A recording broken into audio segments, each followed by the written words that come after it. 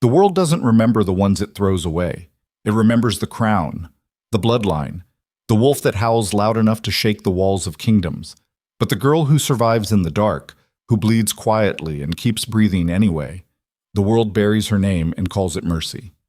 Seraphine Vale was that girl, bastard daughter, wolfless, worthless, right up until the moment she wasn't.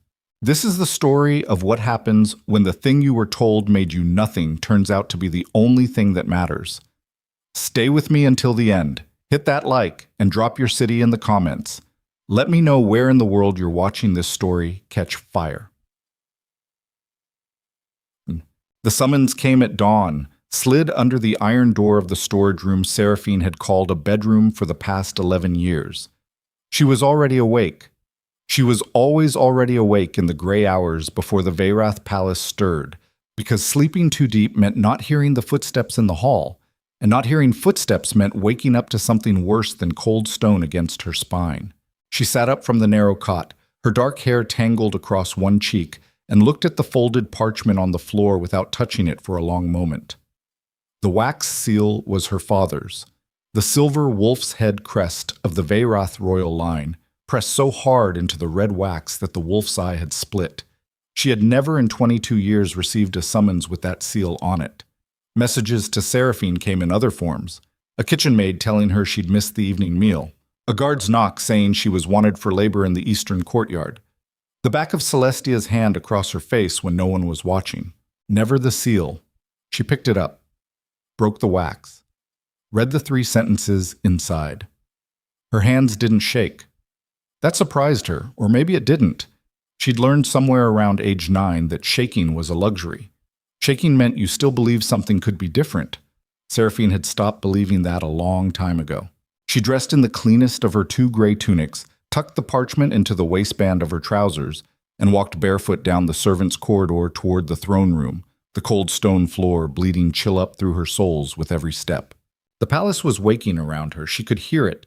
The clatter of the kitchens 2 floors below, the distant bark of the Alpha guard captain running his men through morning drills in the outer yard, the high bright laughter of her half-sister Celestia somewhere above, probably in the solar, probably having her hair dressed by 3 handmaids while she looked at her reflection and confirmed what she already knew about her own importance in the world. Seraphine kept walking.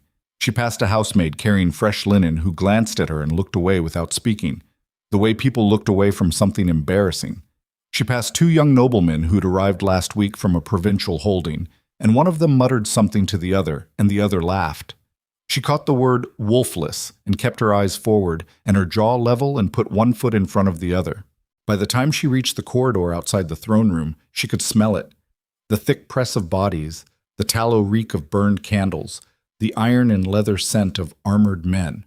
She stopped just outside the carved double doors and breathed. In through the nose. Out slow. Whatever was behind that door, she would face it standing straight. She pushed through. The throne room of Veyrath Keep was enormous and deliberately cold. Her father had never warmed it, believing that warmth bred complacency, and complacency bred weakness, which was the kind of wisdom that sounded sharp until you watched what it produced. What it had produced was a court full of people who smiled with their mouths and measured with their eyes. 30 or 40 nobles stood in loose clusters across the floor, and they all turned when she entered, and the shape of that turning, the unified swivel of all those heads, was enough to tell her this meeting had been arranged for an audience. Her father stood at the far end before his throne, but not on it. Alpha King Renwald Vale was a large man going to gray, with a jaw that looked like it had been cut from the same stone as his palace, and eyes the pale amber of frozen honey. He was watching her cross the room with the particular blankness he reserved for assets being assessed. Celestia stood to his right. Seraphine had to give her half-sister credit. She'd dressed for drama. White silk, her blonde hair loose and rippling, her wolf mark visible at her throat where she'd left the collar of her gown open. The silver-gray mark of a born alpha female stark against her pale skin. She was watching Seraphine approach with an expression Seraphine had catalogued over a lifetime and still didn't have a single word for. Not hatred, not contempt, something more specific. The expression of someone watching a lesser creature perform a task they themselves refused to perform. Seraphine stopped 8 feet from her father. She did not lower her eyes. She had stopped doing that at 14, and the habit had cost her, but she'd kept it anyway because it was one of the only things that was genuinely hers. "You summoned me," she said. Renwald studied her for a moment. "You're thinner." "That happens when the kitchen staff is ordered to feed the household staff after the court." A short silence. Someone in the crowd shifted.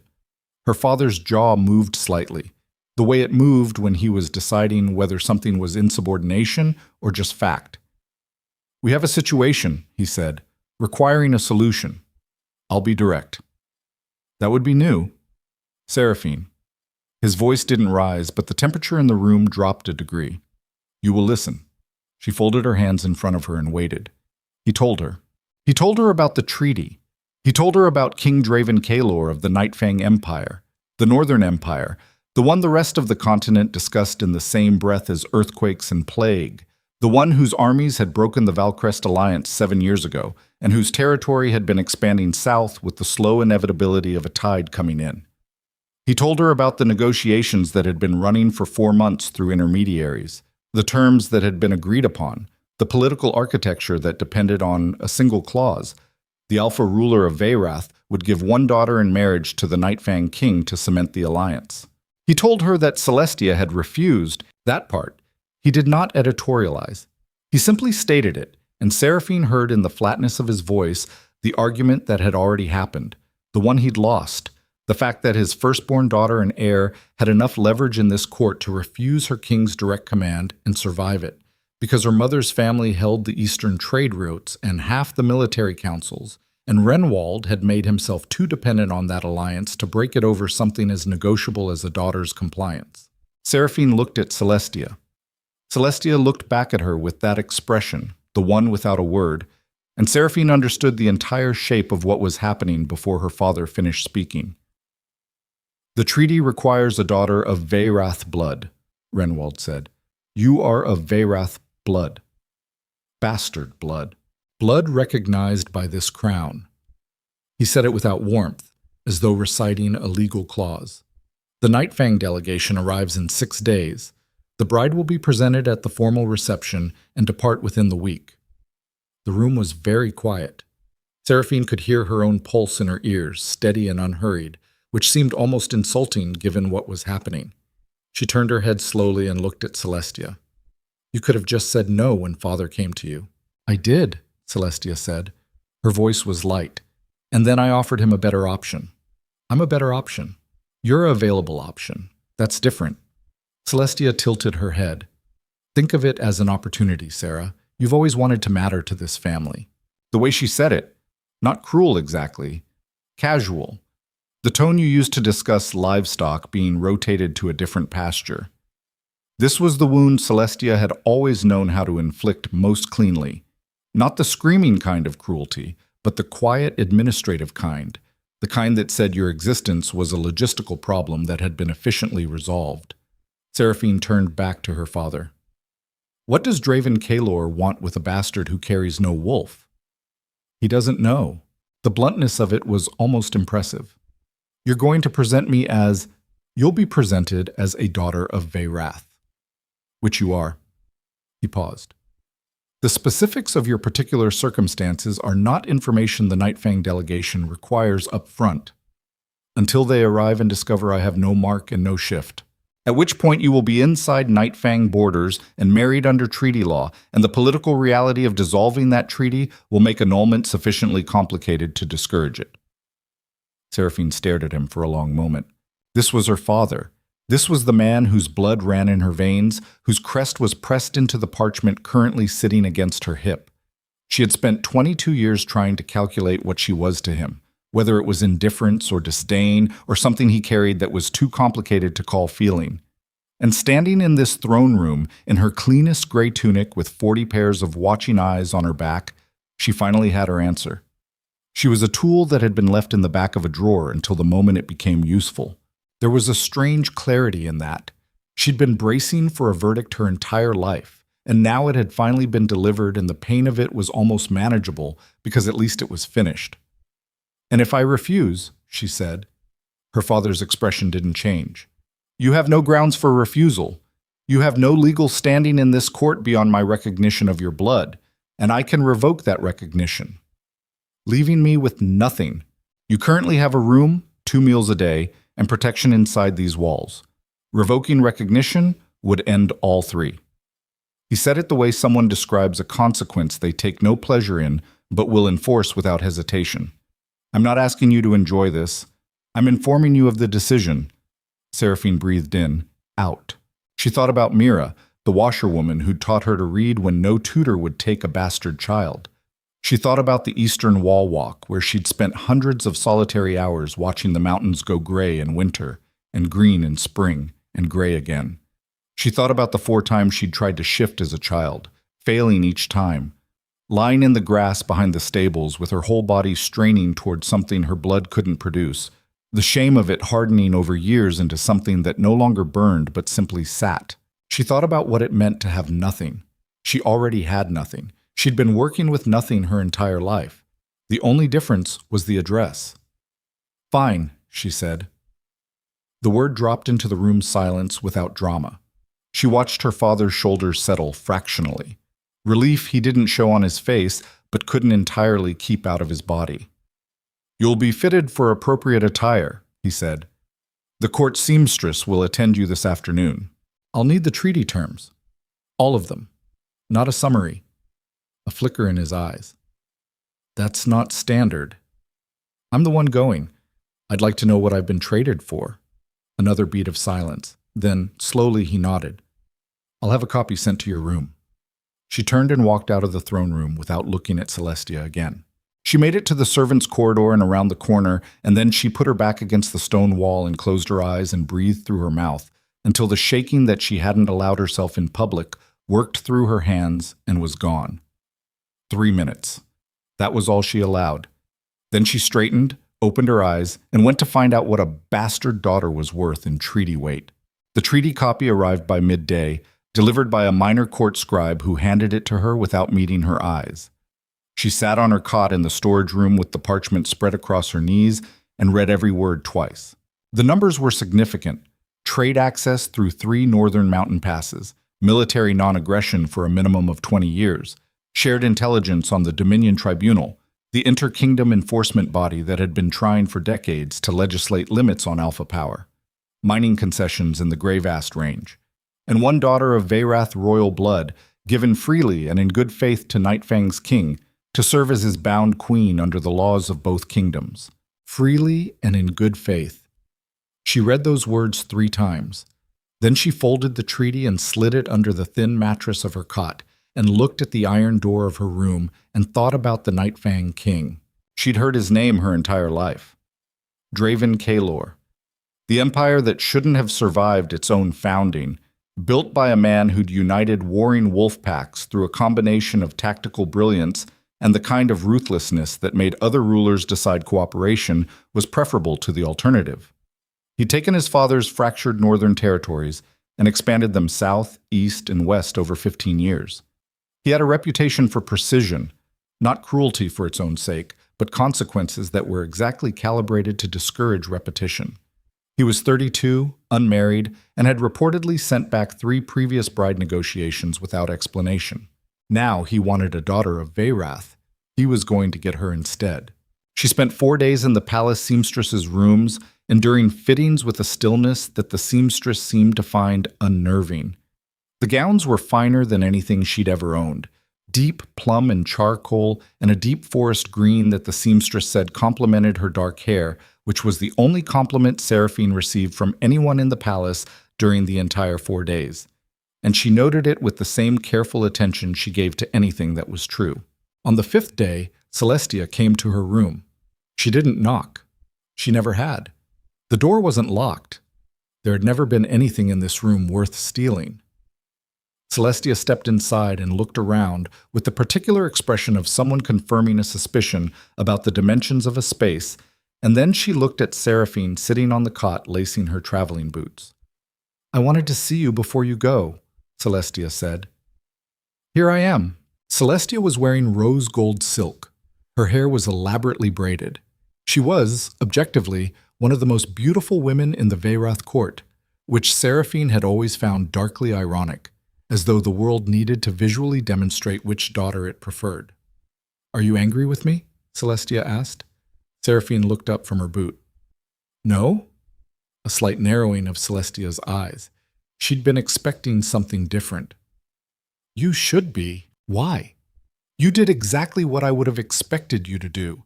You had leverage and you used it and I was available. That's clean logic."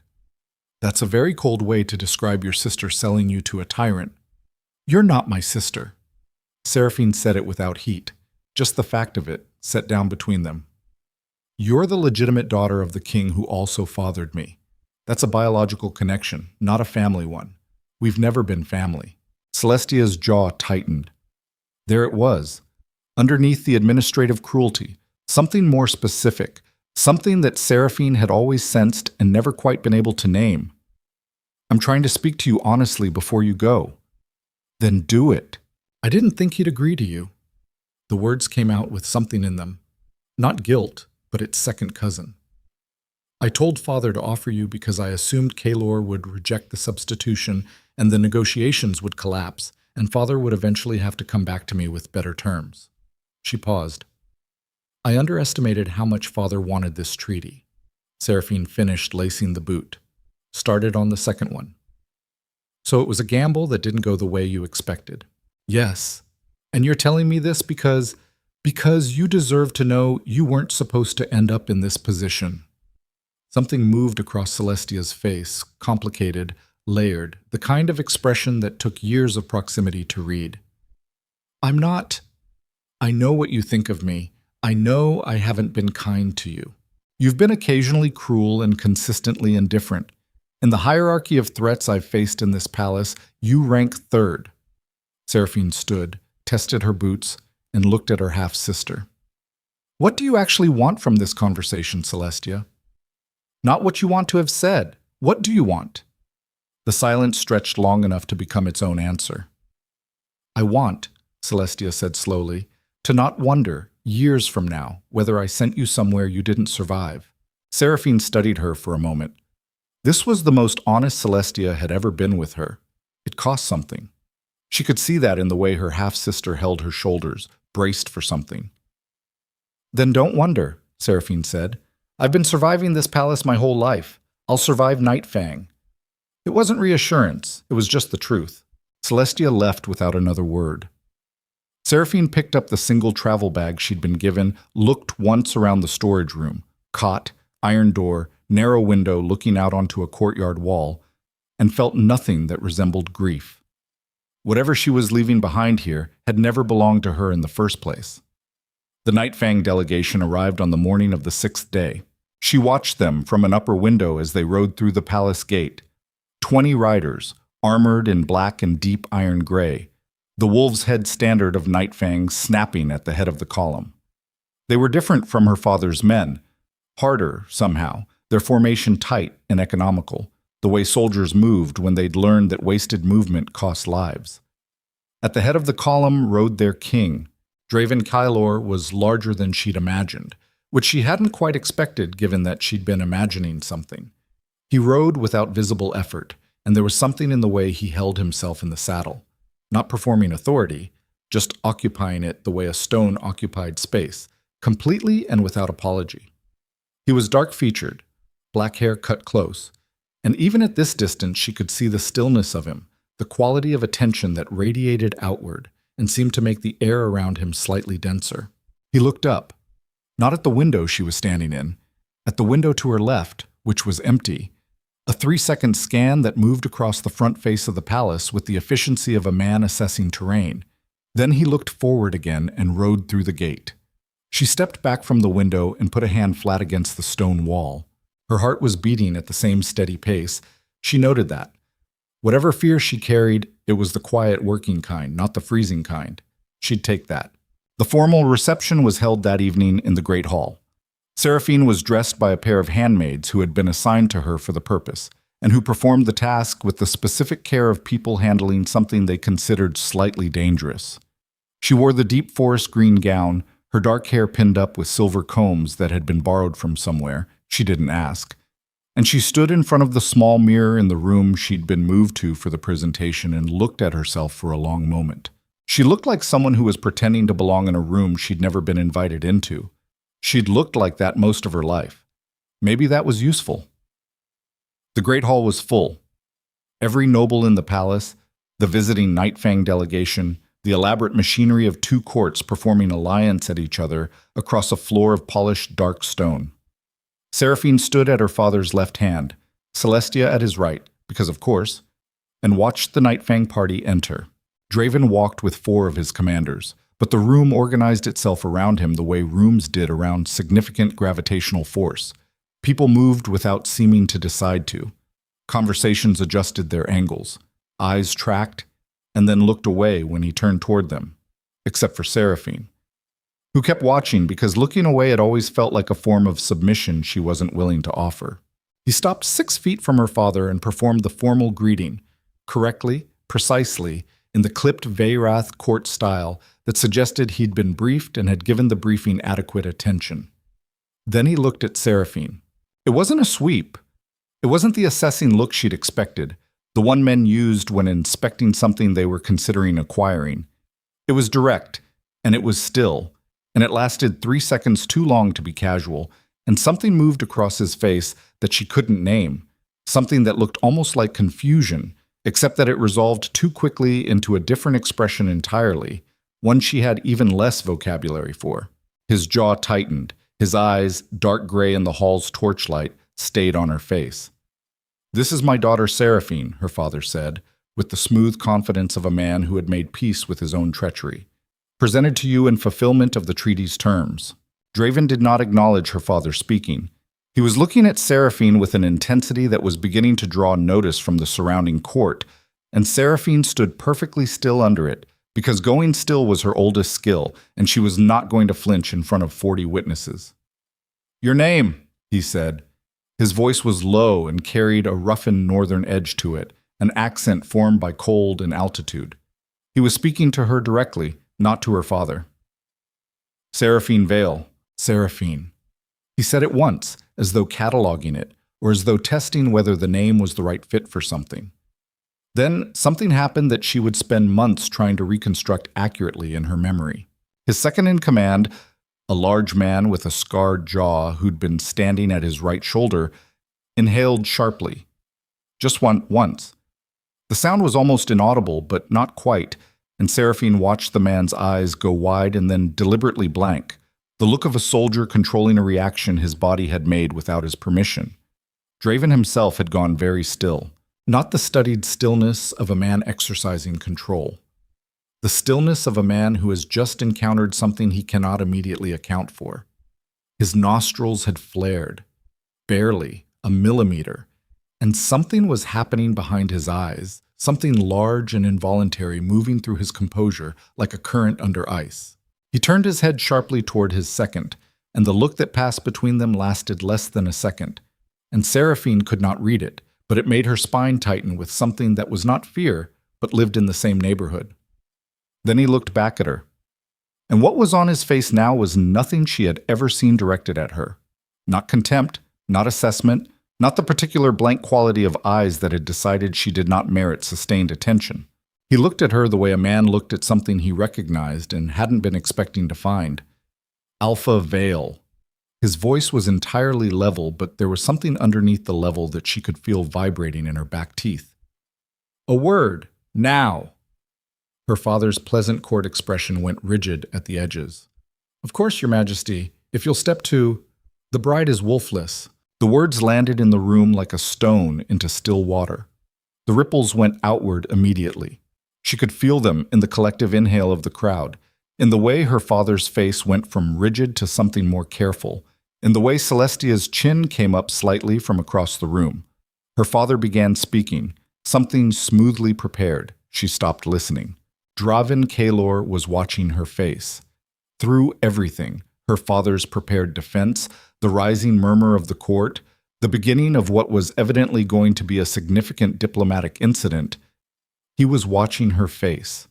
Not with accusation, not with anger exactly, though anger was present, with a focus that was nearly anatomical in its precision. You knew, he said, cutting through whatever her father was saying. He was not speaking to her father. He was speaking to her. You knew what you were walking into. She looked back at him. Yes. And you came anyway. I didn't have a significant number of options. Something shifted in his face. No, he said it slowly. You didn't. He looked at her for one more of those overlong 3-second stretches, and then he turned to her father with an expression that made 3 of the nearest noblemen take a subtle step backward. We'll discuss this in private. The discussion lasted 20 minutes by her count, because she stood in the corridor outside the council room and counted her own breathing and listened to the voices through the door. Her father's, increasingly tight. Draven's, never rising above controlled but developing a quality that was the vocal equivalent of pressure building behind stone. Then the door opened and Draven walked out and stopped when he saw her standing there. You were listening, he said. I couldn't hear clearly. The door is thick. A beat. You were listening anyway. It was about me. He studied her in the corridor, just the two of them, torch shadows moving across the stone between them. Up close, he was even larger than he'd appeared at distance, and the stillness he carried was not the stillness of someone with nothing moving inside them. It was the opposite. It was the stillness of something containing a great deal of movement very tightly. The treaty stands, he said. She processed that. Your terms? My terms are my own. He paused, then added with the reluctance of a man offering something he hasn't entirely decided to offer. You won't be mistreated. That's a low threshold. It is, he agreed, without apology. It's what I can give you tonight. She looked up at him. She had to.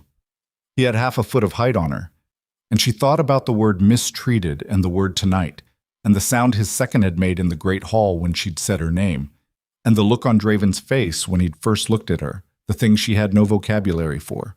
Why does the treaty still stand? She asked. You have grounds to dissolve it. A bastard, wolfless, offered in place of the daughter named in the original terms. Any tribunal would side with you. He didn't answer immediately. When he did, the words came with a care that suggested he'd been considering them for the past 20 minutes. Because, he said, there are things I know that your father doesn't, and one of them is that you are not what he thinks you are. The torch behind him guttered. The shadows shifted. Seraphine's pulse, steady for hours, tripped once, one single hard beat against her ribs, and then steadied again. What, she said very carefully, do you think I am? Draven looked at her with those dark gray eyes, and for the first time in 22 years of people looking at her and finding nothing worth looking at, the man looking at her looked like he had just found something he had been searching for a very long time. He opened his mouth to answer. The door at the far end of the corridor flew open with a sound like a struck bell, and his second in command, the scarred man, was there with his sword half drawn, and behind him 3 of the Veyrath Night Guard were running, and in the second in command's free hand was a piece of paper that even at this distance Seraphine could see was soaked at one corner with something dark. We have a problem, the scarred man said, and his voice had none of the control it had maintained all evening. The Northern Pass report just came in by bird. Someone intercepted our transit route. He looked at his king, and the look was tight with something close to fear. They know she's the one. They know what she is. He glanced at Seraphine with an expression that made something cold sit down on her spine. And they sent 6 riders ahead of the news to make sure she doesn't survive long enough to reach Nightfang. Draven moved before the scarred man finished his sentence.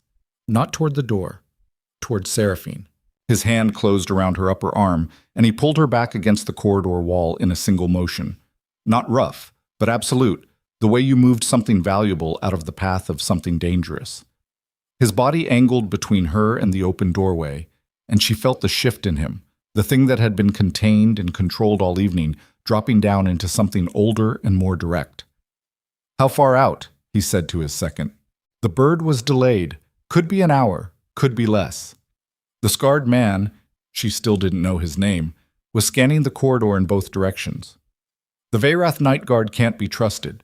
We don't know who inside this palace has been bought. Kale, Draven's voice was flat. I asked how far out. Less than an hour, best estimate. Seraphine processed this. 6 riders sent specifically for her. sent ahead of the news, which meant whoever had sent them had resources inside the intelligence network, had known about the transit route before the bird reached Nightfang, had wanted her dead before she crossed the northern border. "Who sent them?" she said. Both men looked at her. Draven's grip on her arm hadn't loosened. "That's not your concern right now," Kale said. "Someone just ordered 6 men to kill me. I'd argue that's entirely my concern." She looked at Draven. "Who knows about me? About what you think I am?" Something moved across his face. "Not here. You said there were things you knew that my father doesn't. Someone else knows them too, or we wouldn't be having this conversation in a corridor while your second checks sightlines." She kept her voice level. Her heart was doing what it needed to do. Fast, functional, not panicked. "Tell me what I'm running from. I don't move blind." The look he gave her was measuring in a way she recognized. The look of someone revising an estimate upward. He held it for 2 seconds, then made a decision she could see him make. "The Dominion Tribunal has a watch list," he said. "Bloodlines they track. Bloodlines they consider destabilizing." He paused. "Your mother wasn't from a common line. She was from the Vale, the old bloodline. The one they've spent 3 generations pruning." The corridor felt suddenly smaller. "My mother was a traveling merchant's daughter," Seraphine said. "That's what my father's court records say." "Your father's court records say what your father needed them to say to keep you alive and unnoticed." His jaw was tight. "Whatever he told you about your mother's origin, he was protecting an asset. Now that asset has become visible." His eyes stayed on hers. "The tribunal doesn't send assassins for merchants' daughters. The Dominion Tribunal." She'd read about them in the treaty copy, the inter-kingdom enforcement body. She'd understood them as a political mechanism, a council of powerful alphas who arbitrated inter-empire disputes and set standards for pack law. She had not understood them as something that kept lists of bloodlines to be removed. She was revising that understanding very quickly. "We move now," Draven said. "The Nightfang delegation leaves tonight instead of tomorrow morning. You ride with us." "My things. Leave them." "I have the treaty copy." "I have the treaty." He looked at her with something that wasn't irritation but was adjacent to it, the look of someone who was very good at moving fast being slowed by a variable they hadn't accounted for. "Do you have anything in that room that you cannot walk away from?" She thought about the storage room, the narrow cot, the small cracked mirror, the 2 gray tunics she'd been wearing on rotation for 3 years. "No," she said. "Then we go." They went. The departure was controlled chaos, the kind that looked like order to anyone who didn't know what to look for. Kale moved ahead, clearing the route, and 2 of the Nightfang riders materialized from somewhere and fell in flanking them as Draven moved through the back corridors of the palace with the efficiency of a man who had committed the floor plan to memory on arrival, which she suspected he had. Her father appeared at the junction of the main corridor, 2 advisors flanking him, his face carrying the particular expression of a man whose arranged situation was coming apart in real time. "The formal departure isn't scheduled until—" "The schedule has changed." Draven didn't stop walking. "The treaty is intact. Correspondence from Nightfang will reach you within the fortnight regarding permanent arrangements. There are protocols." Draven stopped, turned, looked at Renwald Vale with a directness that made the 2 advisors step back without appearing to mean to. "Alpha Vale." His voice was very quiet. "You sent me a bastard in place of your named heir and expected me not to notice. You knew her bloodline and said nothing. The treaty stands because I choose to honor it, not because you negotiated from integrity." A pause, just long enough to make the silence do work. "Don't discuss protocols with me tonight." Her father's face had gone the color of old candle tallow. He said nothing.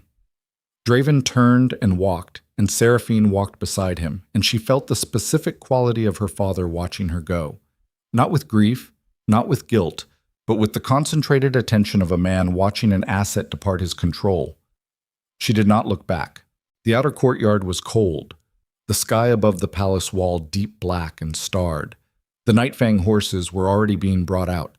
Someone had given an advance signal, the delegation moving with the seamless coordination of a unit that had done tactical departures before. Seraphine was given a horse, a dark bay, solid and wide through the chest. She mounted without help. She heard Kyle make a quiet sound to her left. not quite approval, but adjacent, and she didn't acknowledge it. They rode out through the palace gate at a canter. No torchlight procession, no formal farewell. The gates opened and they went through, and behind her the Veyrath palace swallowed its torchlight and became just another dark shape against darker mountains. And Seraphine did not feel the thing she had expected to feel, which was loss. She felt instead the specific sensation of a weight she hadn't known she was carrying being removed from her shoulders, and the space where it had been felt raw and strange and almost like freedom. The road north was dark and fast.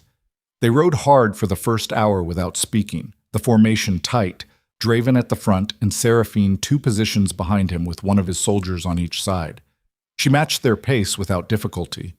She'd learned to ride before she'd learned most things in the palace, because the stables had been the one place where her lack of wolf hadn't mattered, where you were judged only by whether you could keep your seat and handle an animal. After the first hour, Draven dropped back to ride beside her. He didn't speak immediately. They rode in the near dark, with only the stars and a half moon for light, the road unwinding ahead, the mountains on either side black walls. "You ride well," he said finally. "I grew up in stables." "By choice?" "By utility. I had no wolf to run with. Horses were available." A brief silence. "How long have you known you were wolfless?" "I stopped shifting attempts at 14. I knew before that, but 14 is when I accepted it." She looked at the road ahead. "Your turn. How long have you known about my bloodline?" "I've had my people tracking the Vale bloodline remnants for 6 years. Your name came up 3 years ago. Census records, property rights, a legal dispute over your mother's estate that your father suppressed." "There was an estate." She said it flat. "A small holding in the gray vast foothills. Your mother's family land passed to you by right of blood on her death. Your father never told you because acknowledging it would have required acknowledging what your mother's family was." She breathed through her nose, out through her mouth. 3 years. He'd known about her for 3 years, and she'd been sitting in a storage room eating leftover kitchen food. "Why didn't you," she started, "approach you directly? Inside Veyrath? Inside your father's court? Under his legal authority?" He glanced at her. "I'd have been accusing a sovereign alpha of suppressing a blood right claim against his own daughter. The diplomatic machinery alone would have taken years. Your father would have denied everything, moved you somewhere less accessible, and the tribunal would have used the noise to escalate their own timeline." He paused. "When your father's intermediary made contact about the bride negotiation, it was an opening I used. You maneuvered the treaty negotiation to get me out. I used an opportunity that presented itself, yes." She processed that for a long moment, watching the road.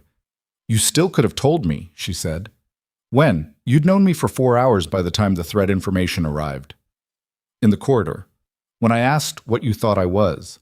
He didn't answer that immediately. When he did, the words came out with the same careful construction as before. "I was going to." Then Kale came through the door. She looked at him sideways. He was watching the road, his profile clean and hard in the moonlight, and she had the unsettling sense that she was looking at a man who was deeply uncomfortable with the position of owing an explanation and was offering one anyway, which suggested he was at minimum honest about his own discomfort, which she filed alongside everything else she was accumulating about him. "What am I?" she said, not asking for his permission to know, just stating the question, flat and direct, the way she'd learned to ask things that mattered. He looked at her then, held it. "The First Queen's bloodline didn't end when the histories say it did," he said. "There was a daughter, hidden, renamed. The line moved through female descent for 7 generations.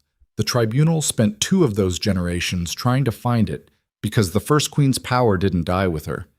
It passed on, dormant, waiting for the right configuration of blood."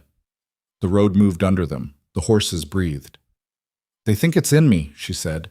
"My man who tracks bloodlines doesn't think. He's certain." He held her gaze for a breath longer than he needed to. The wolfless condition isn't a deficiency. It's a suppression. The Vale blood carries something older than pack shifting.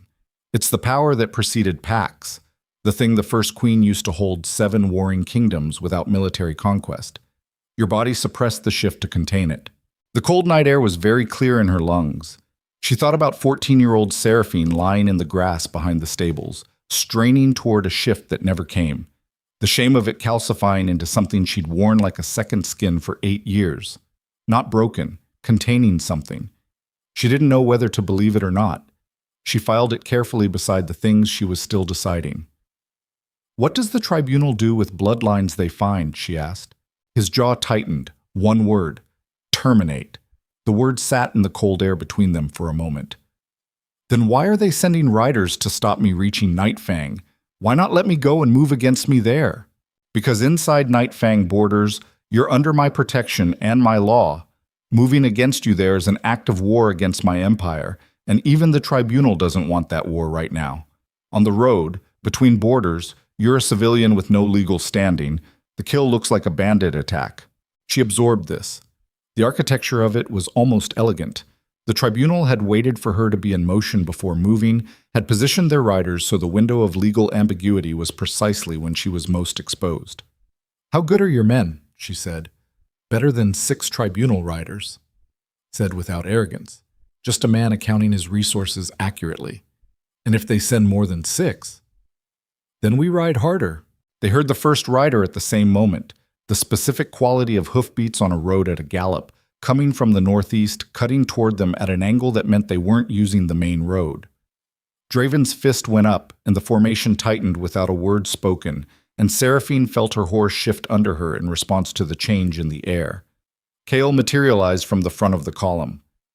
2 on the right ridge, possibly more. Confirmed tribunal markers? Gray cloaks. That's them. Draven looked at Seraphine. 1 second. Then he pulled up alongside her and said very low, "Whatever happens in the next 10 minutes, stay on the horse. You fall off, you pull in close to Kale. You do not engage directly." "I don't have a weapon." He reached across, pulled a blade from the sheath at his left hip, not his main weapon, a secondary piece, long and balanced, and put it in her hand hilt first. His fingers closed briefly over hers around the grip. "Now you do," he said. She gripped it. The weight was right. She hadn't trained in blade work formally, but she'd spent enough time with the stable hands who practiced that she knew the mechanics of not getting killed in the first 10 seconds. The first gray-cloaked rider came over the ridge at a dead gallop. What followed was not the elegant, controlled violence she'd witnessed in the palace training yard during formal sparring exhibitions. It was fast and close and ugly, the way actual fighting was. The way she had always suspected actual fighting was while the formal exhibitions were presented to the court. Draven's men moved to intercept, and the sounds were the sounds of 2 forces meeting at speed. Horses, impact, the particular percussive quality of blades working against each other.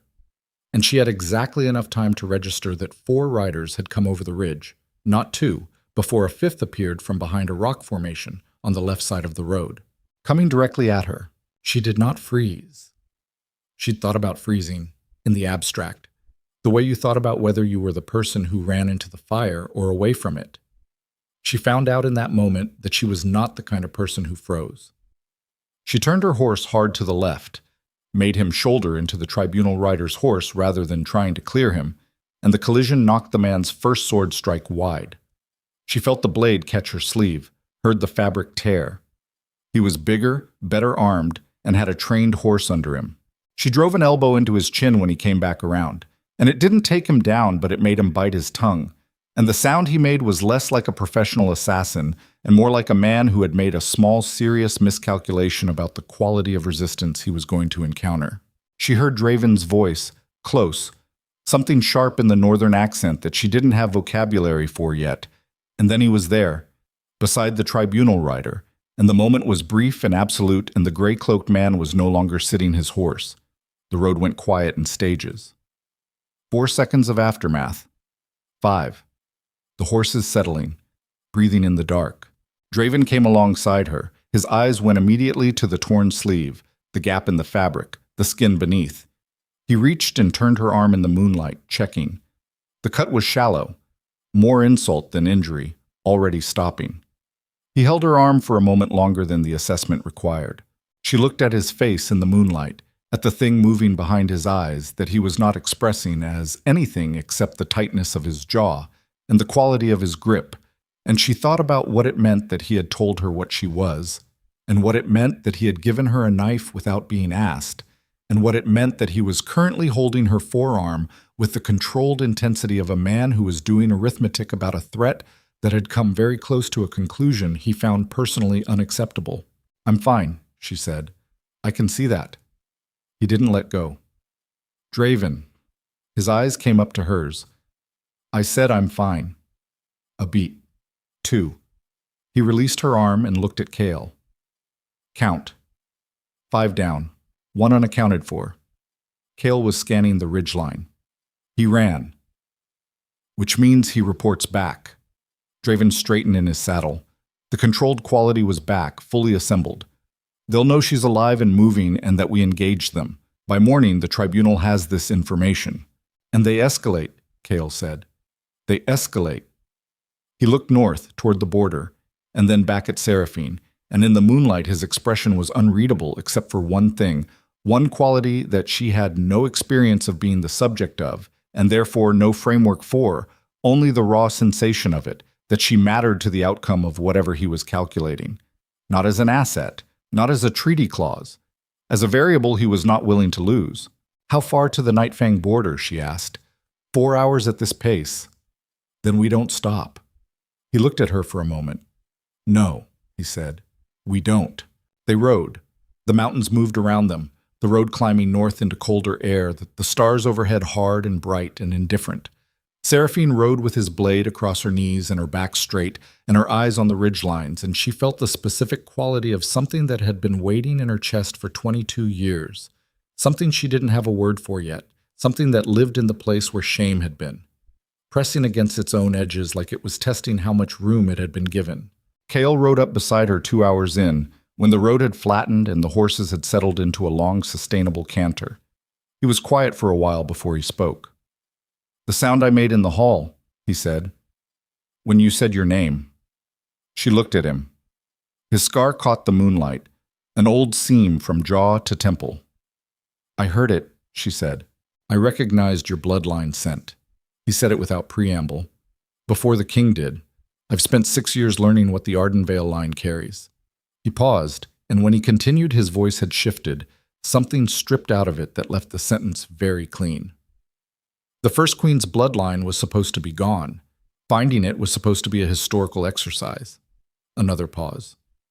"You smell like something the world forgot it was waiting for." She looked at the road ahead. "That's a significant amount of pressure," she said. "Yes," he said. "It is." And he dropped back to his position without another word.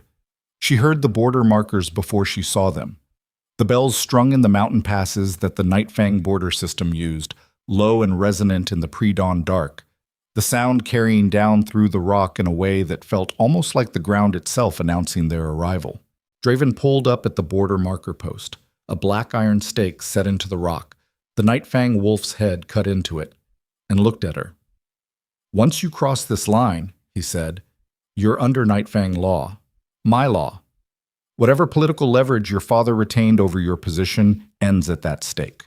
She understood what he was telling her, not just the legal reality, the other thing underneath it, that he was giving her the chance to understand the weight of what she was stepping into before she stepped. She looked at the iron stake, looked at the dark road beyond it, winding north into Nightfang territory. Then she nudged her horse forward and crossed the line. The bells rang once above her, a single clear note, and the sound rolled back through the pass and down into the dark behind them. And ahead, from a guard post she hadn't seen in the shadows, 2 Nightfang soldiers emerged and went immediately to a knee. Not for their king. They were looking at her. She felt Draven come up beside her, close enough that his horse's shoulder nearly touched hers, and his voice was very low when he spoke, meant only for her. "The guard posts have been briefed that a woman of the Vale line was coming," he said. "In Nightfang, that bloodline carries a specific meaning, specific standing." He paused. "They're not kneeling for a treaty bride." She looked at the 2 soldiers, their heads bowed, their weapons sheathed, an act of submission from armed men that she had never in her life been on the receiving end of. "What are they kneeling for?" she said. "For what you carry." His voice had a quality she was still learning the name for. "For what you're going to have to learn to use before the tribunal sends something worse than 6 riders." The road stretched ahead into Nightfang, dark and long and full of things she didn't know yet. Behind her, across a border she could not uncross, everything she had ever been was already becoming past tense. And deep in her chest, in the place where shame had been hollowed out and left empty, something that was not a wolf but was very old and very awake pressed once against the inside of her ribs, deliberate, certain, as if to confirm, yes, here, this is where we begin. The Nightfang capital rose out of the mountain dark like something that had been there before the mountains and simply let the rock grow up around it. Seraphine had imagined a fortress. What she saw was an empire, the kind of scale that required you to recalibrate your understanding of what human hands could build when driven by sufficient will over sufficient time. Black stone walls that caught the first gray light of pre-dawn and held it without reflecting it, as though the stone absorbed light rather than bounced it back. Towers that didn't reach for the sky so much as occupy it. The whole thing carved into the northern mountain face so that the city and the rock were indistinguishable from a distance, the empire literally grown from the bones of the earth. She didn't say anything when she saw it. There was nothing useful to say. Draven watched her face from 2 horse lengths away and said nothing either. They rode through the outer gate as the sun broke the mountain line to the east, thin and cold and specific. The city was already awake.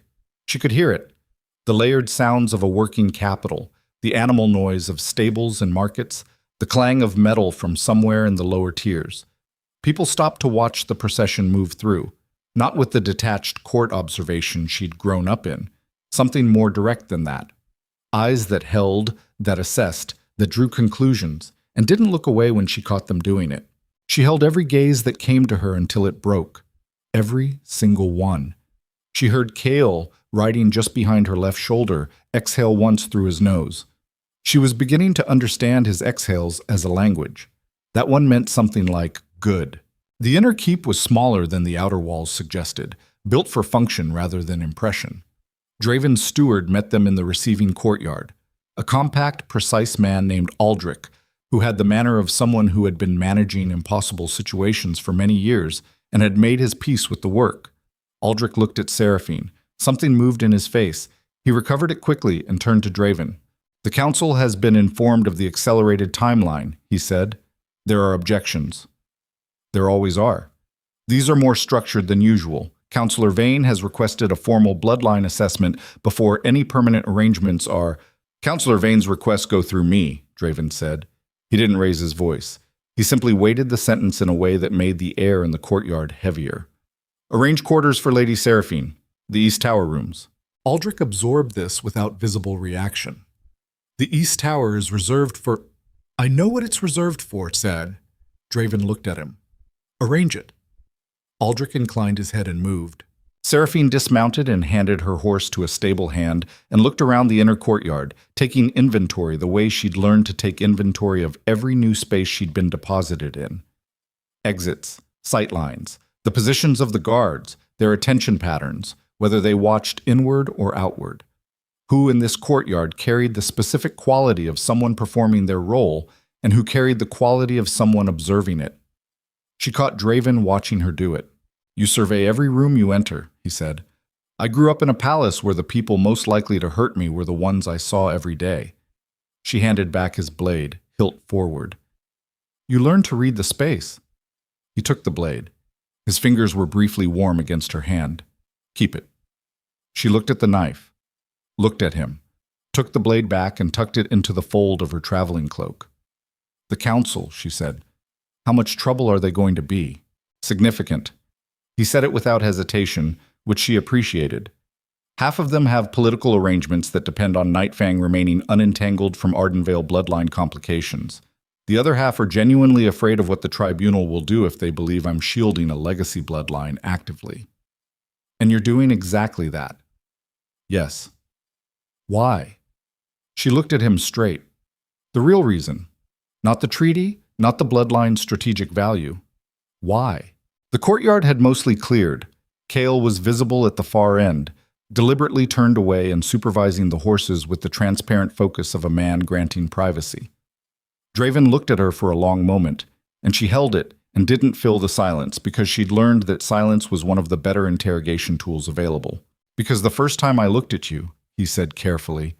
My wolf recognized something that I have been trained since the age of 12 not to trust.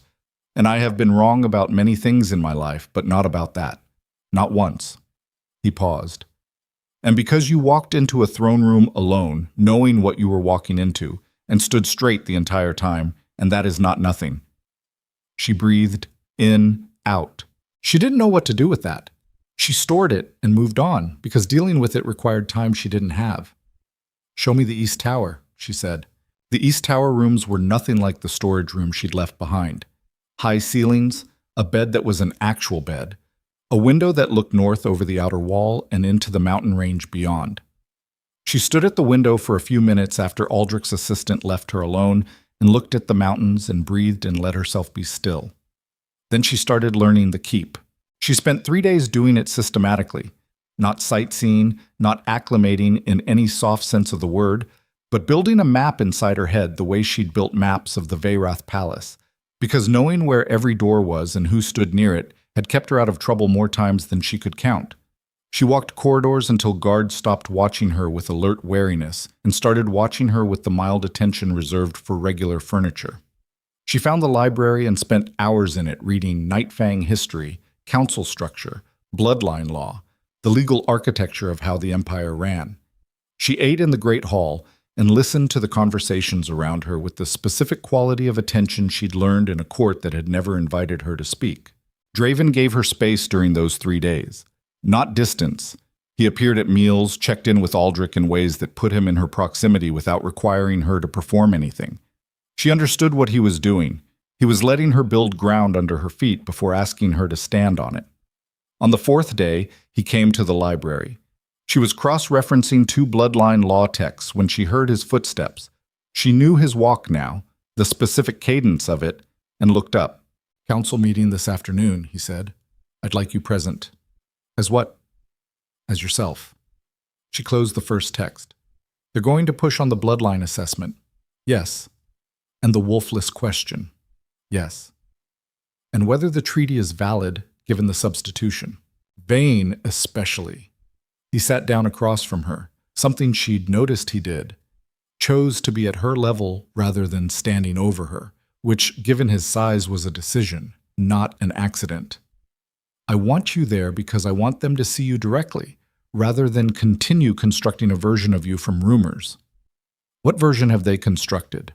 A bastard girl with no wolf and no power who got lucky with a desperate king and an old bloodline myth. He held her gaze. They're wrong on every count, and I'd rather demonstrate that than argue it. She looked at him. You said the wolfless condition is a suppression, that whatever I carry suppressed the shift. Yes. Has there been any indication that it's changing? She said it with the flatness she used for things that cost her to say. Since I crossed the border, any sign. Something moved in his face. What have you felt? She thought about the thing in her chest that had pressed against her ribs at the border crossing, about the way it had continued to press, intermittently, over the 3 days since, not painfully, but with the insistent quality of something that had been waiting very patiently and was now recalibrating its patience. Something, she said. I don't have better language than that yet. That's enough language for now.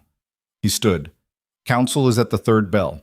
The east corridor entrance is less visible than the main hall, if you want to arrive without a formal announcement. Less visible is better, she said. He almost smiled.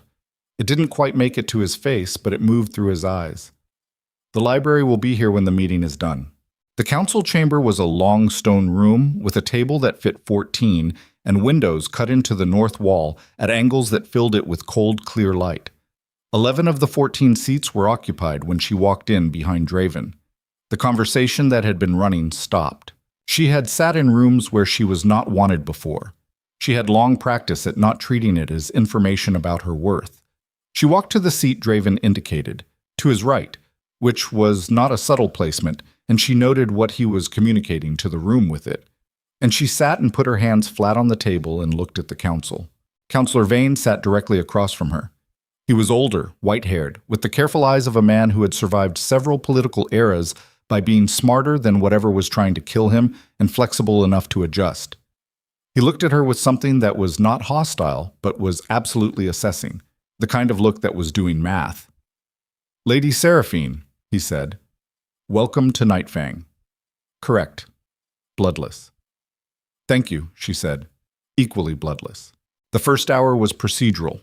Council business, trade reports, a border skirmish in the Eastern Holdings that had been handled.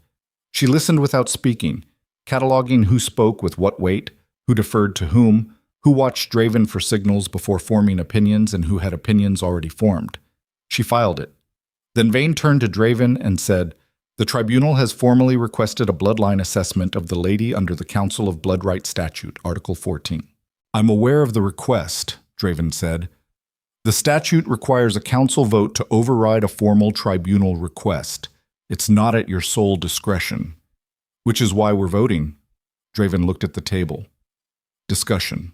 What followed was 45 minutes of the most carefully performed political theater Seraphine had ever witnessed. Vayne argued the legal position. Article 14 was clear. The tribunal's jurisdiction over bloodline assessment was established law. Refusing it created a legal precedent that the Empire couldn't afford. Two other counselors supported him, one with genuine legal conviction and one with the manner of a man who had recently been offered something he found valuable. The remaining 7 held their positions with the caution of people who were not yet certain which way the weight was going to fall. Then Aldrich, sitting at the far end of the table, said, "If the tribunal conducts a bloodline assessment, the results become tribunal property. Tribunal law then determines disposition." "Disposition," Seraphine said. The table shifted. Several people had apparently been waiting to see if she would speak. "Their legal term," Aldrich said carefully, "for determining what happens to the assessed individual based on bloodline classification. Their classification system for the Seraphine Vale line is 2 entries," she said, "monitored and terminated." She looked at Vayne. "Which outcome is the council prepared to stand behind?" Vayne's jaw moved. "The tribunal's authority? I'm not asking about their authority. I'm asking about the council's position on what happens to me specifically once they have the assessment." She kept her voice level. "Because if the council votes to hand me to the tribunal for assessment, you should be clear-eyed about what you're voting for. There's no legal avenue from assessment to safety for someone carrying what I apparently carry." The silence had a different quality than before. Draven said nothing. He was watching the table. Vayne looked at her for a long moment. Then he looked at Draven. Something shifted in his face, a calculation completing. "I'll call for the vote." The vote was 7-4 against the tribunal assessment. Vayne voted against it, which told her more about him than anything he'd said. He'd argued the legal position as due diligence and then voted with the math when the math became clear. She filed that too. It was after the council meeting in the corridor outside the chamber that things broke open. She heard Kale's voice first, not his usual tone, but a different register, tight and urgent, coming from the side corridor that branched toward the communication rooms. She caught Draven's arm without thinking, and when he looked at her, she nodded toward the sound. They moved together. Kale was standing in the communication room doorway, and the look on his face was the one she'd seen at the Veyrath Palace corridor, the night of the attack. But worse. Stripped down to something below professionalism. He held a message slip. Nightfang bird post, the seal already broken. "When did this arrive?" Draven said. "An hour ago. It was held." Kale's voice was controlled with visible effort. "By Aldrich's secondary assistant. The boy has been with us for 2 years. Draven took the slip. Read it. His face did not change the way other men's faces changed. The change in him was different, a settling, a going to bedrock, as though something beneath his composure had decided to be more structural. He handed it to Seraphine. The message was short, 7 lines in a cipher she didn't know except for the last line, which was written in plain script, as though the writer had wanted the final sentence to be unmistakable. It read, "The Tribunal Council voted 3 days ago. The Nightfang King dies at the next dark moon. The woman is taken alive for final assessment. The asset in the keep has been paid and is in position. Dark moon was 4 days away." She looked up from the slip. The held message means whoever paid the assistant wanted Draven to find this late, not in time to move me out of the keep, Draven said. "Yes, the asset in the keep." She looked at Kale. Who else knew the full details of the East Tower placement? The council chamber schedule, The communication room access. Kale's jaw was iron. He didn't answer immediately. Kale. Draven's voice was quiet and terrible. 2 weeks ago, Kale said, I received communication from a tribunal intermediary. They offered my family's land claim in the Eastern Holdings. Land that was seized when I was 12. He stopped. Started again. I didn't answer it. I destroyed the communication. I told no one because I decided the answer was no. The room was very still. But you received it, Seraphine said, and the tribunal sent it through a channel that required someone inside the keep to route it. Yes, which means they know your land claim, they know your history, and they used your name on this message. She held the slip up. You're not the asset they paid. You're the person they wanted us to suspect. When this message was found, either by you or by us, the first person it points to is you. Kale's face moved through something. The particular expression of a man realizing the shape of a trap he'd been standing in for 2 weeks without knowing it. He looked at Draven. Draven was looking at the slip in Seraphine's hand. Who routed Kale's message 2 weeks ago? He said. Very quiet. I traced it, Kale said. I didn't tell you because I thought... He stopped. Aldrich. It came through Aldrich's private channel. The name landed in the room and sat there. Aldrich, who had voted against the tribunal assessment an hour ago.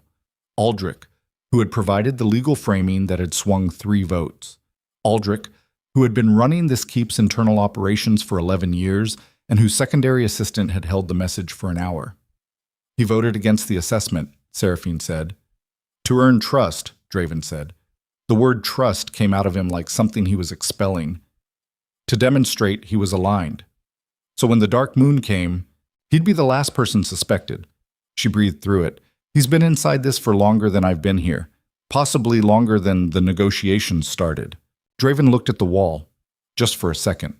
1 second of something moving across his face that was not controlled and not performed and not the bedrock quality.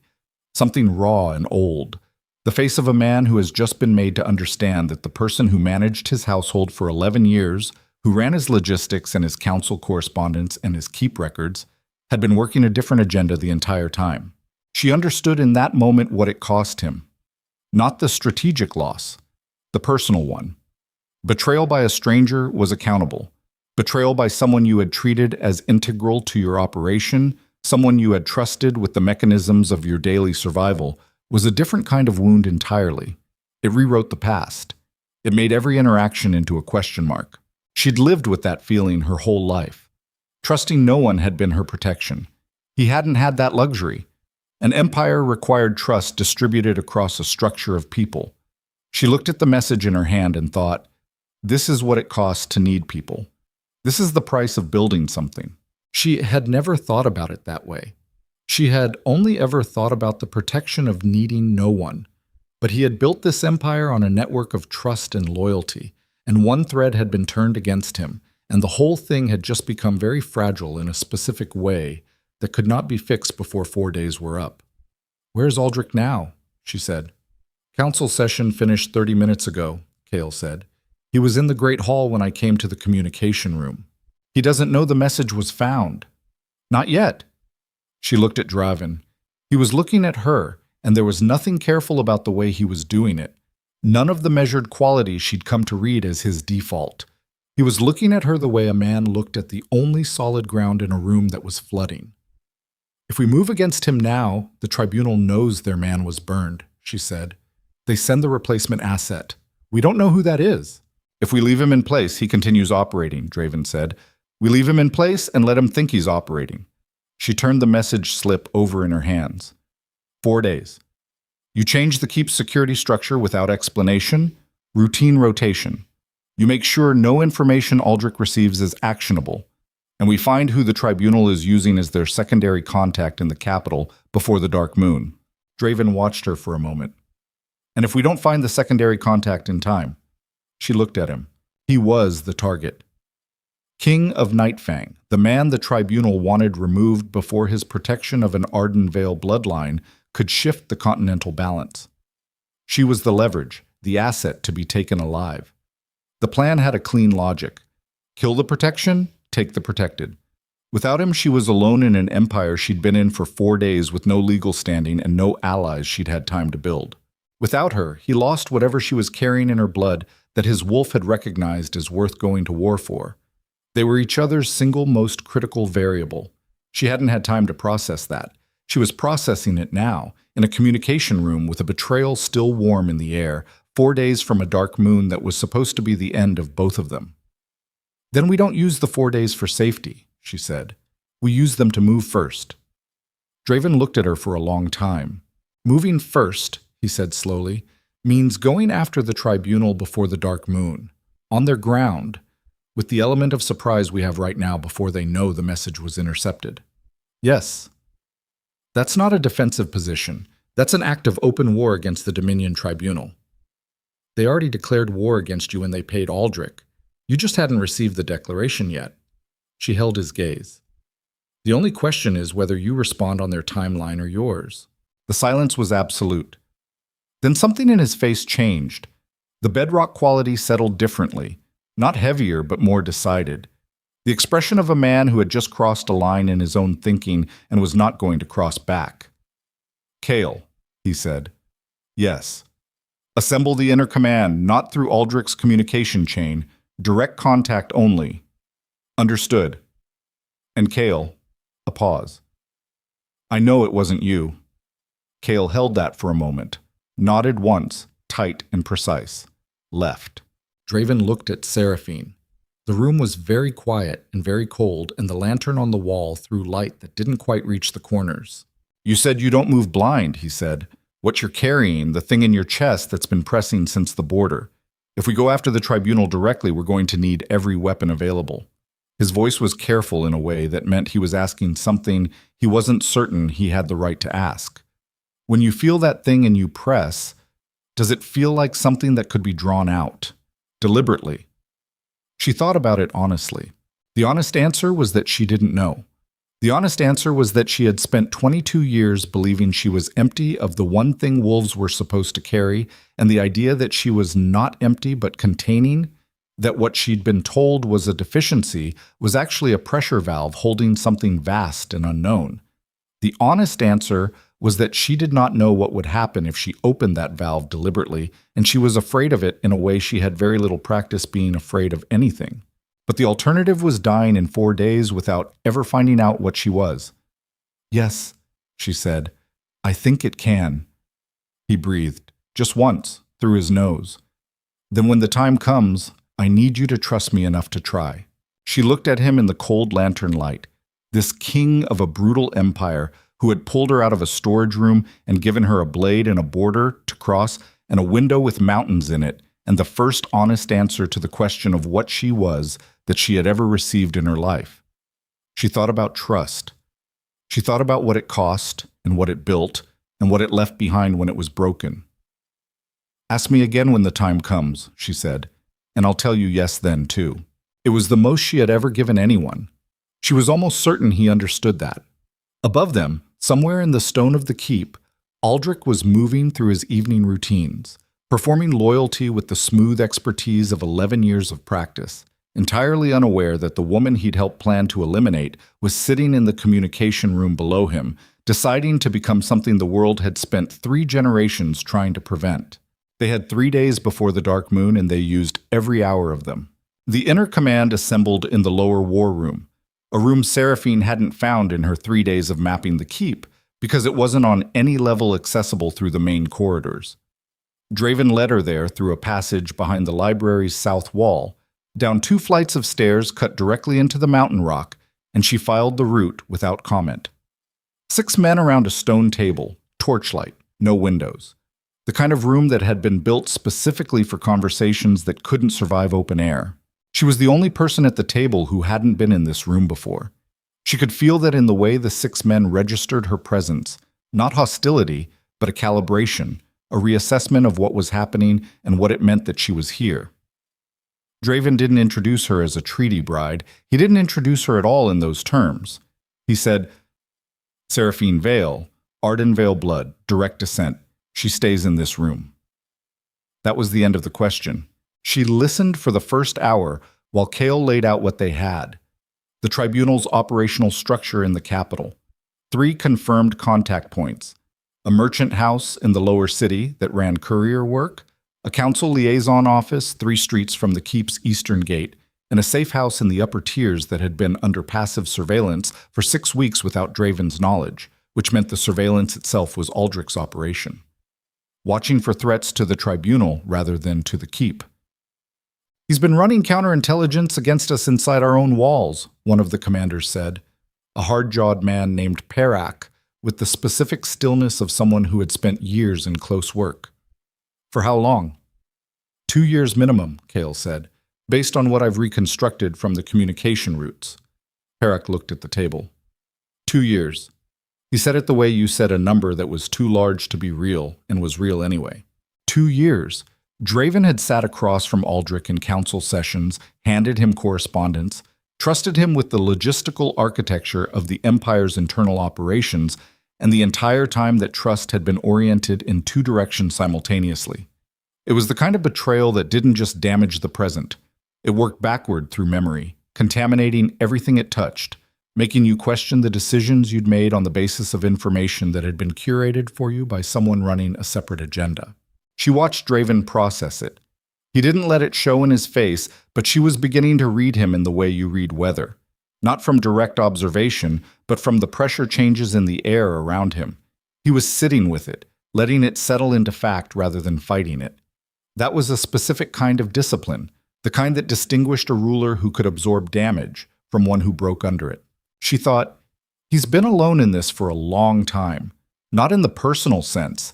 He had Kale, he had these 6 men, but in the specific loneliness of being the point on which everything balanced, where every decision rippled outward through thousands of lives, and the weight of that was not distributable. You carried it, or you collapsed under it. He had been carrying it for 15 years. She understood that in a way she hadn't expected to understand anything about him. "The tribunal's move plan," she said. "They need Draven dead before the dark moon, which means they move in the next 48 hours or they lose the window." Kale nodded. "Aldrich's in a box. He can't communicate out without using channels we're now monitoring, but he doesn't know we're monitoring them. He'll make his move through whatever protocol he has for when direct communication is cut." "Which is what?" "That's what we don't know." She thought about it. He voted against the tribunal assessment in council. A man who's been running tribunal intelligence for 2 years doesn't do that without a reason. He was managing his cover, buying trust, which means he cares about maintaining the appearance of loyalty. She looked at Draven. He'll use the least visible method available, not an open attack, something that looks like an accident or an internal failure, something he can report to the tribunal as clean. "Poison," Perak said, "or structural. An accident in the keep that can be explained." "Or information," she said. "If he tips the tribunal's external force about Draven's location and movement pattern for the next 2 days, they do the work and he keeps his hands clean." The room absorbed that. "We control what Aldrich sees," Draven said. "Starting now, his information about my movements for the next 48 hours will be what we put in front of him." He looked at Perak. "I need a confirmed tribunal agent in the capital. Someone we can trace from the safe house in the upper tiers. How quickly?" 6 hours, Perak said. "Maybe 4.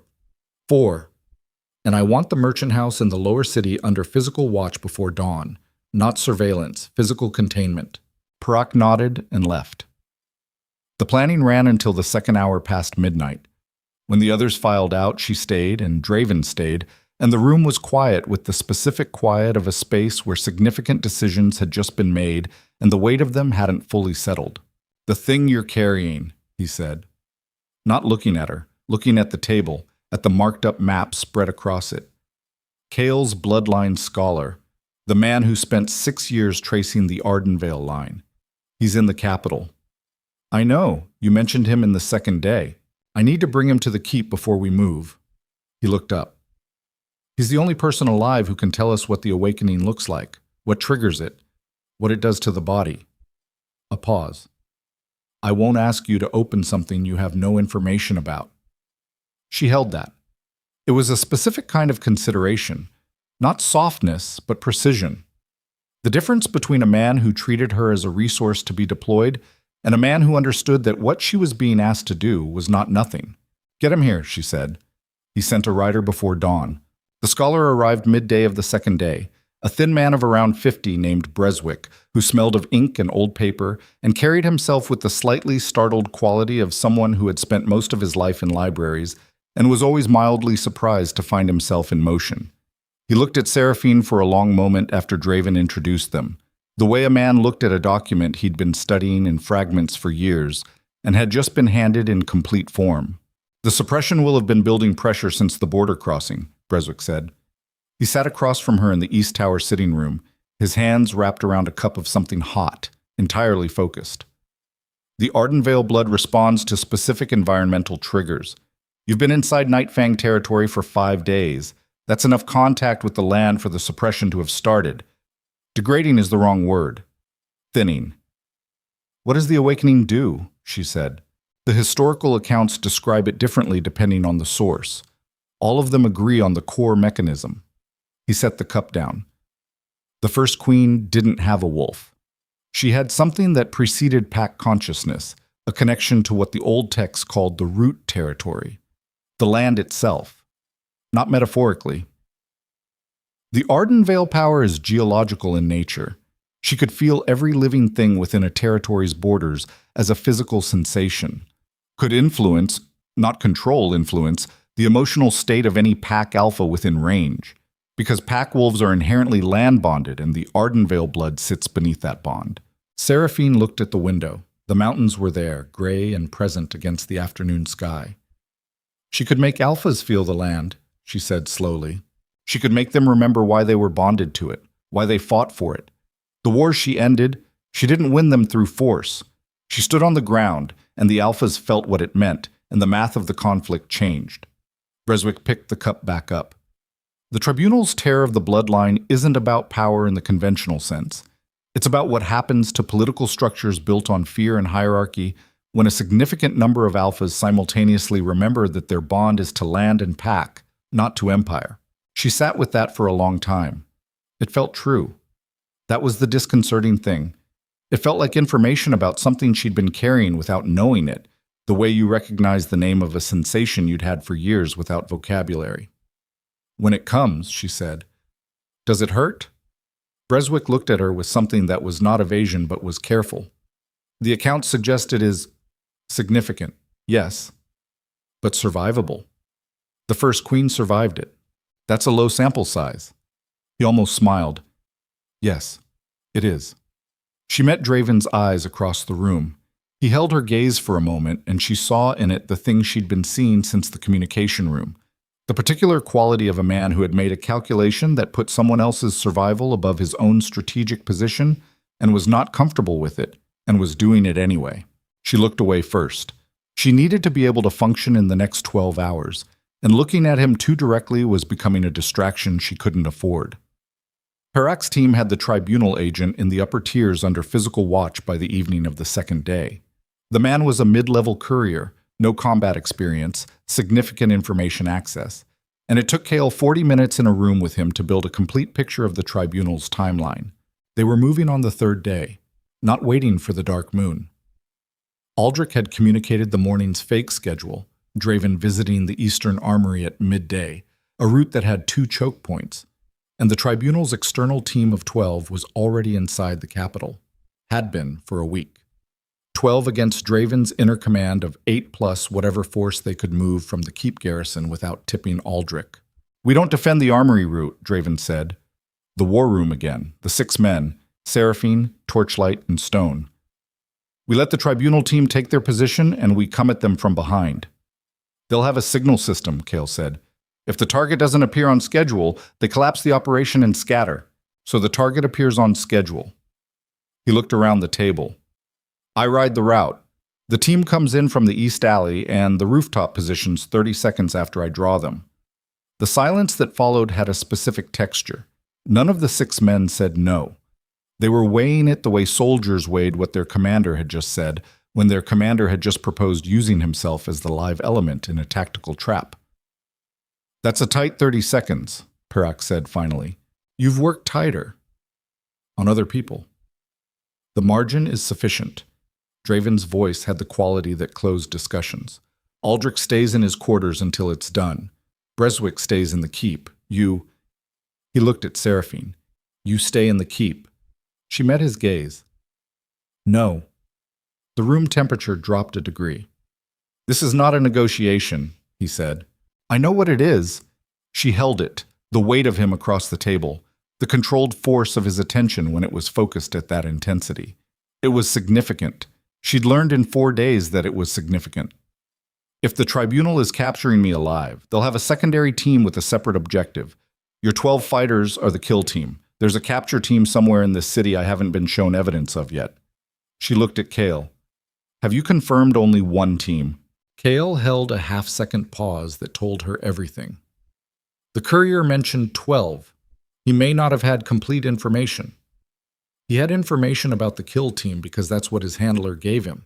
A capture team for me would be run on a separate channel. Need to know. She looked back at Draven. You draw the 12. But if there's a second team and I'm sitting in the East Tower without anyone who knows what I can potentially do, the Dark Moon becomes irrelevant. Draven looked at her for a long time. She understood what was running behind his eyes. The calculation was not complicated. She was right, and he knew it. And accepting that she was right meant accepting she came with them. And the thing that made him want to put her in the East Tower and lock the door was not strategic logic. She knew what it was. She was not going to name it in this room with 6 men watching, but she knew. Breswick comes with you, he said. You stay behind the front line. You move when I say move and not before. Agreed. I want your word. She looked at him. You have it. Third day morning broke gray and cold. They moved at the 10th hour. Draven rode the eastern armory route with 2 visible guards and the specific unhurried pace of a man on a routine inspection. And Seraphine watched him go from the shadow of a market stall 2 streets back with Breswick at her shoulder and Kale's second tucked against the wall to her left. The city around them was doing what cities did, moving, existing, indifferent to the particular drama occurring in its streets. A woman selling winter root vegetables at the next stall didn't look up. 2 children ran past a doorway further down. She felt the thing in her chest, not pressing this time, pulling. A directional quality she hadn't felt before, like a compass needle orienting. She turned her head slightly, and it was strongest toward the north end of the market street, toward a covered passage that led into the building rows backing up to the keep's outer wall. There, she said. Breswick followed her gaze. You're feeling something. North end of the passage. How many people does that hold? He looked. Covered space. Maybe 30 feet. 3 or 4 at close quarters. She looked at Kale's second, a young fighter named Soren, who had the manner of someone who needed a reason to move and would move efficiently once he had one. Get Kale a message. North Passage. Possible secondary team. The signal protocol. The signal protocol takes 4 minutes. I'm telling you, there are people in that passage right now, and we have maybe 2 before Draven comes into the armory sightline. She held his gaze. Move. He moved. 30 seconds later, she heard the first sounds from the main street, the specific quality of an ambush springing, the initial contact, Draven's 2 visible guards responding, Kale's team coming in from their positions. She made herself not look.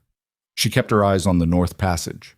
The first figure emerged from it at a run, looking backward toward the main street noise. Gray cloak.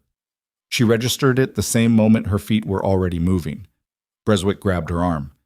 You said you'd stay. I said I'd stay behind the front line. There's no front line here yet. She pulled free.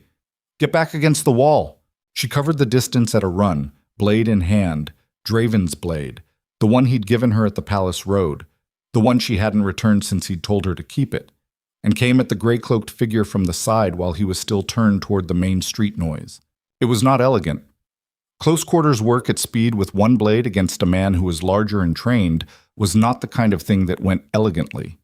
What it went was fast, and she had surprise, and she had the specific quality of someone who had spent 22 years learning to read where a threat was coming from and positioning ahead of it. She hit him at the knees and they went down together, and she had the blade at his throat before he had the orientation to counter. Don't, she said, breathing hard, one knee on his chest. He went still, smart. She looked up. 3 more figures had come out of the passage, and they'd seen her, and they were not the gray-cloaked fighters she'd expected. They wore unmarked leather, and they were spread to cut off retreat, and the one in the center was looking at her with the specific expression of someone who had just found what they came for. "Lady Seraphine," the center one said. Conversational. Terrible. "The tribunal sends its regards." She pressed the blade harder against the man under her. "Call them off." "I don't think you're in a position—" The thing in her chest went from pulling to pushing in a single violent shift, and the sensation that came with it was like nothing she had language for, white and deep and geological, something moving up from the ground through the soles of her feet simultaneously with something moving outward from the center of her chest, and she heard Breswick behind her make a sound like a man watching something he'd spent years reading about become real. The three tribunal fighters stopped moving, not through force, not through anything visible. But they stopped, and their faces changed, and she felt it. She felt what they felt. The way you felt a sound vibrating through the floor, the specific quality of men who were land-bonded pack wolves suddenly being made to feel the land they were standing on. Nightfang land, Draven's land. Her hands were shaking, not from fear, from the sheer energy of what was moving through her, the thing that had been suppressed for 22 years pressing outward through every channel available, not a flood yet, but the wall cracking, hairline fractures spreading. The center tribunal fighter's face had gone gray. He was looking at her with something that had stopped being professional and started being something else, something older than his orders. "Get back," she said. Her voice came out different, deeper or lower, or carrying a harmonic she'd never heard in herself before. "Get out of Nightfang and don't come back." The man under her heel had stopped breathing in his normal pattern. All four of them had the same look, the look of pack wolves who had been reminded at a cellular level of something the tribunal had trained them to forget. Then she heard Draven's voice from the main street, cutting through the dying sounds of the primary engagement, shouting her name with a specific quality that told her the main fight was finished and he had turned around and found her gone from where she was supposed to be. The center tribunal fighter took one step back, then another, then turned and ran, and the other two followed, and the man under her knee made the calculation available to him and stayed down. Seraphine sat back on her heels and breathed. The thing in her chest was retreating, not gone, but pulling back, the wall reclosing over the cracks, though not quite as completely as before. Something had been let through that couldn't be fully recalled. She could feel the difference. The suppression was thinner now, like ice at the end of winter. Breswick reached her. His face was the face of a man who had just watched a theory become empirical fact and didn't have his notes. "The first queen," she said, breathing. "It felt like—" "I know," he said. "I know. I need you to be still for a moment."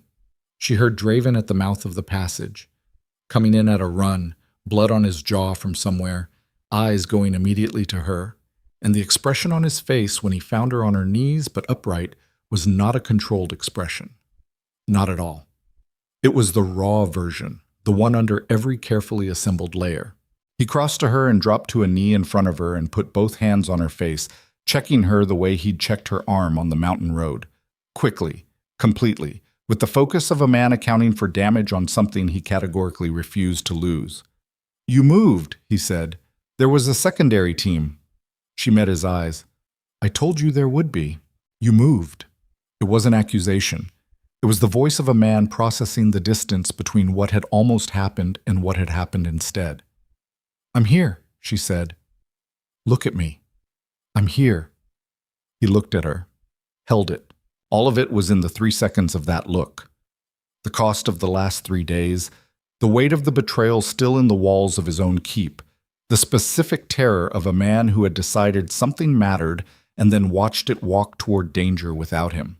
She saw all of it because she'd stopped protecting herself from seeing it, and the absence of that protection was still very new and very raw. "Aldrich," Cale said, coming up behind Draven. His voice had a different quality. Wrong. "Aldrich's gone." Draven stood, turned. "He had a rope route from the council wing window," Cale said. "He was gone before our people reached his quarters. 20 minutes ago, minimum." The courtyard air was cold and still. "He knows we burned the operation," Draven said. "He knows we burned Aldrich. He'll go to ground, get communication to the tribunal leadership that the Dark Moon plan failed." Cale paused. They'll escalate. Not locally. They'll take this to the full tribunal council and call it an act of war. It is an act of war, Draven said. We killed 12 of their field operatives on Nightfang soil. They'll use it to build a coalition. The provincial kingdoms that have been sitting the fence, the tribunal will tell them Nightfang has sheltered an Vale bloodline, and that makes the entire empire a threat to continental stability. Kale's voice was level and precise and utterly without comfort. They'll come with armies, not assassins, and they'll come before the spring thaw. The silence after that was the particular silence that followed a point of no return. Seraphine rose to her feet. The blade was still in her hand, tacky at the hilt. The thing in her chest had settled into its new configuration. Thinner suppression, more presence, the old wall remade at a shorter height. She could feel the mountains. Faintly, like a sound below hearing, she could feel the rock under the city's foundations. She looked at Draven standing in the gray light with blood on his jaw, and Aldrich's betrayal, and a coming war in his eyes, and she thought about the first queen, about a woman who had stood on contested ground and made 7 warring Alpha Kings feel what they were fighting over. She thought about what it would cost to let the wall come down completely. She thought about Breswick's words. The accounts suggest it is significant. Yes, but survivable. She thought about dying in a storage room in Veyrath and calling it a life. How long to muster a defense, she said.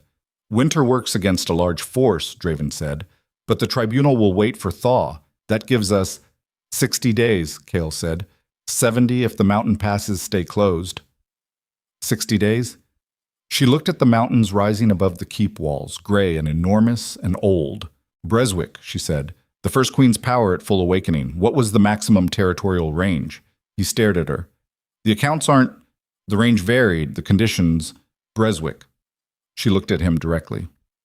Maximum range. Best account you have. The Valcrest Lowlands account says she stood on the High Watch Ridge and every pack alpha in a 50-mile radius felt it simultaneously. His voice was careful now, very careful. That's, if the accounts are accurate, that's not a defensive tool. If every alpha in a 50-mile radius simultaneously feels what you felt them feel today in that passage, then the tribunal's coalition army becomes a significantly more complicated military proposition, she said. The silence was absolute. Draven was looking at her with the expression that had no name, the one she'd been accumulating over 5 days without being able to file it anywhere. She looked back at him and held it. 60 days, she said. Give me 60 days to learn what I'm carrying. He breathed in, out. The cost, he said. Breswick said it hurts. Most things worth doing do. Seraphine, Draven. She said his name the way she'd been learning to say things that mattered, clean and direct and without hedging. You pulled me out of a room where I was already disappearing. You gave me a blade and a border and told me what I was when no one in my entire life had told me anything true about myself. She held his gaze and didn't flinch from what she was saying. I'm not going to stand on your ground and watch your empire fall because I was afraid to find out what I can do. The mountain wind moved through the passage. The city existed around them, indifferent and alive. Draven looked at her for a long time. Then he turned to Kale. Send riders to the eastern holdings, he said. Call the garrison commanders in. Full war footing. He paused. And tell them they're fighting for a queen. He said it without hesitation, like a man who had decided something 3 days ago and was only now saying the word out loud.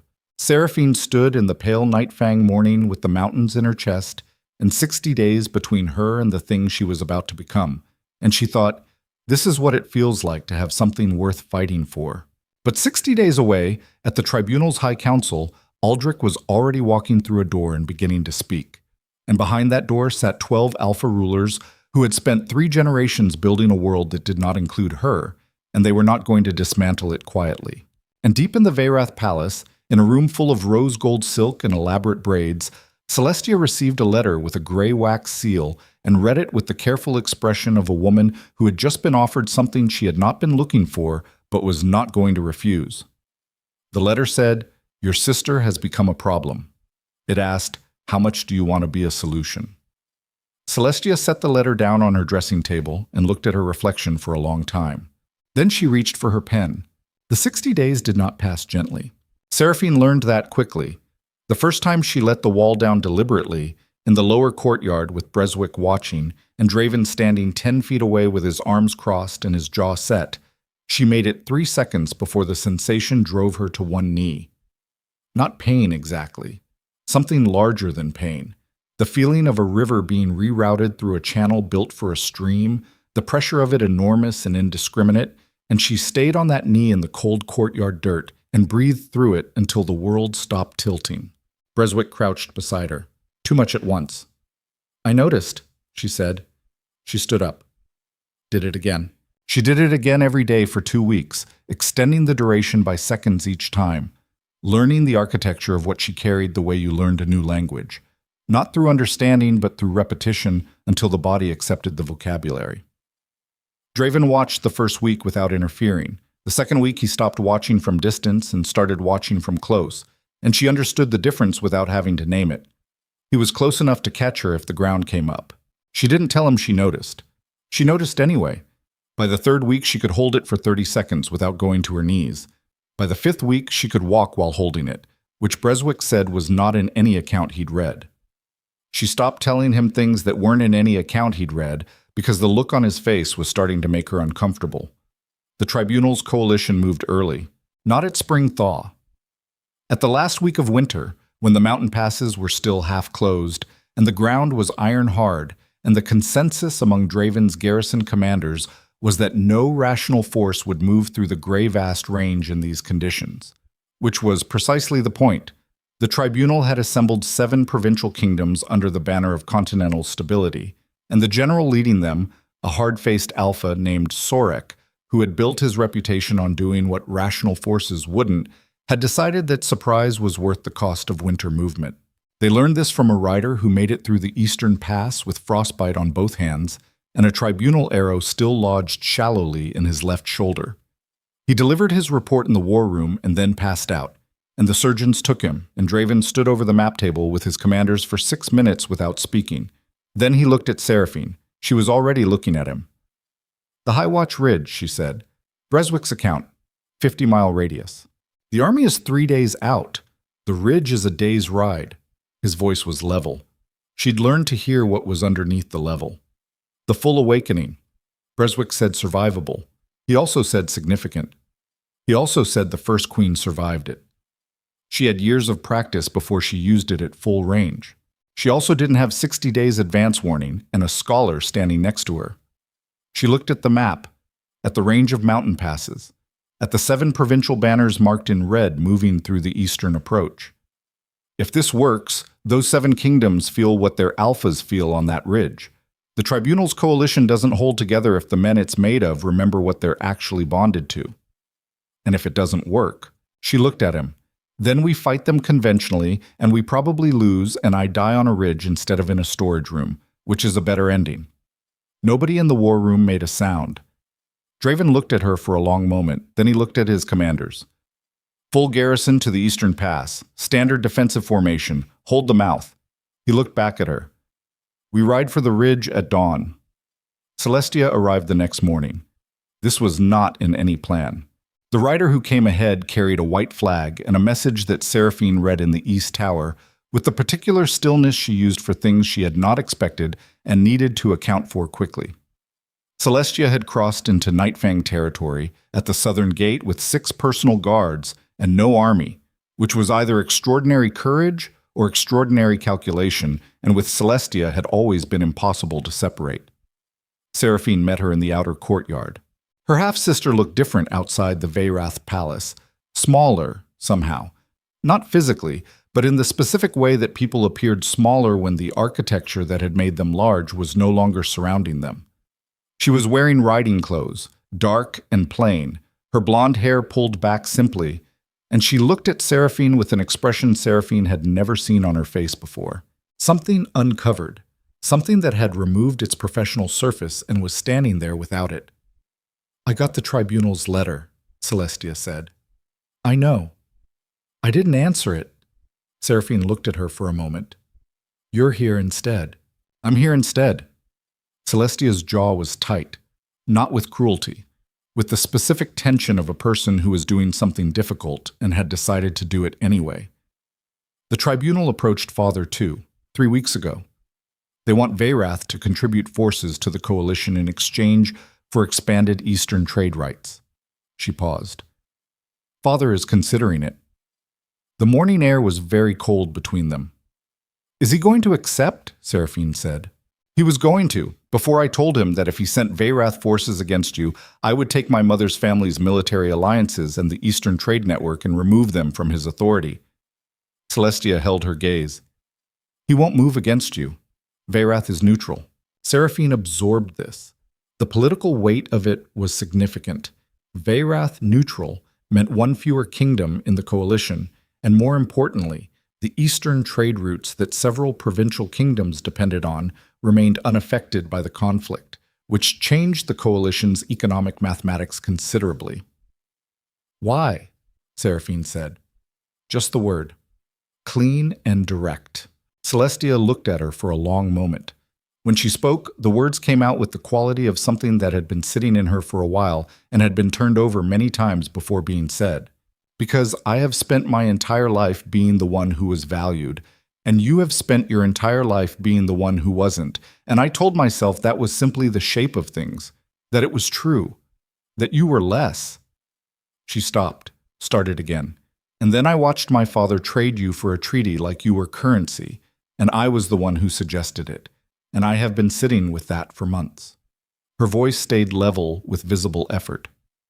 I am not here to ask you to forgive me. I'm here because the shape of things was wrong, and I am trying to do one thing that is not wrong. The silence between them had a different quality than it had ever had before. Not the silence of cruelty or indifference. The silence of two people standing in the space where old architecture had been and finding it surprisingly open. Seraphine looked at her half-sister. This woman who had been the measure against which she'd been found, wanting her entire life, who had offered her up as a solution and then come riding through winter to prevent the consequences. And she thought about what it meant to hold anger for a long time. She'd been carrying it so efficiently that she'd stopped feeling its weight. It had become load-bearing, part of the structure of her. I know, she said finally, and I'm not ready to call us family. That might never be the right word. She held Celestia's gaze. But you came, and what you've done with Father matters. That's enough for today. Celestia breathed. Something in her shoulders settled. What can I do? There's a garrison in the East Pass that could use another 6 swords and someone who can manage supply logistics. She paused. You were always better at logistics than anyone gave you credit for. Celestia blinked. It was the most surprised she'd looked since arriving. You noticed that. I noticed everything. I just wasn't allowed to say so. They rode for the High Watch Ridge before noon, Draven and Seraphine and Kale and Breswick, and 8 riders as cover, and the winter wind coming off the mountains like something with an opinion about the whole enterprise. Draven rode beside her for most of the day without speaking, which she'd come to understand was not distance, but company. He was present in a way that didn't require words, and she'd stopped finding that strange and started finding it the specific kind of comfort that didn't ask anything of you. An hour from the ridge, he said, whatever happens up there, if it's too much, you stop. It may not be possible to stop part way. Then Breswick stops it. He knows the pressure points. Breswick said he'd never actually done it. Seraphine. She looked at him. His face was the face she'd been learning for 60 days, every configuration of it, the controlled version and the raw version and the rare version she'd seen in the communication room when Aldrich's name had been said, the version that lived underneath everything else and only came out when he'd stopped having enough hands to hold it back. I know the risks, she said. I've known them since the courtyard. I'm not diminishing them. I'm just... She paused, finding the right language.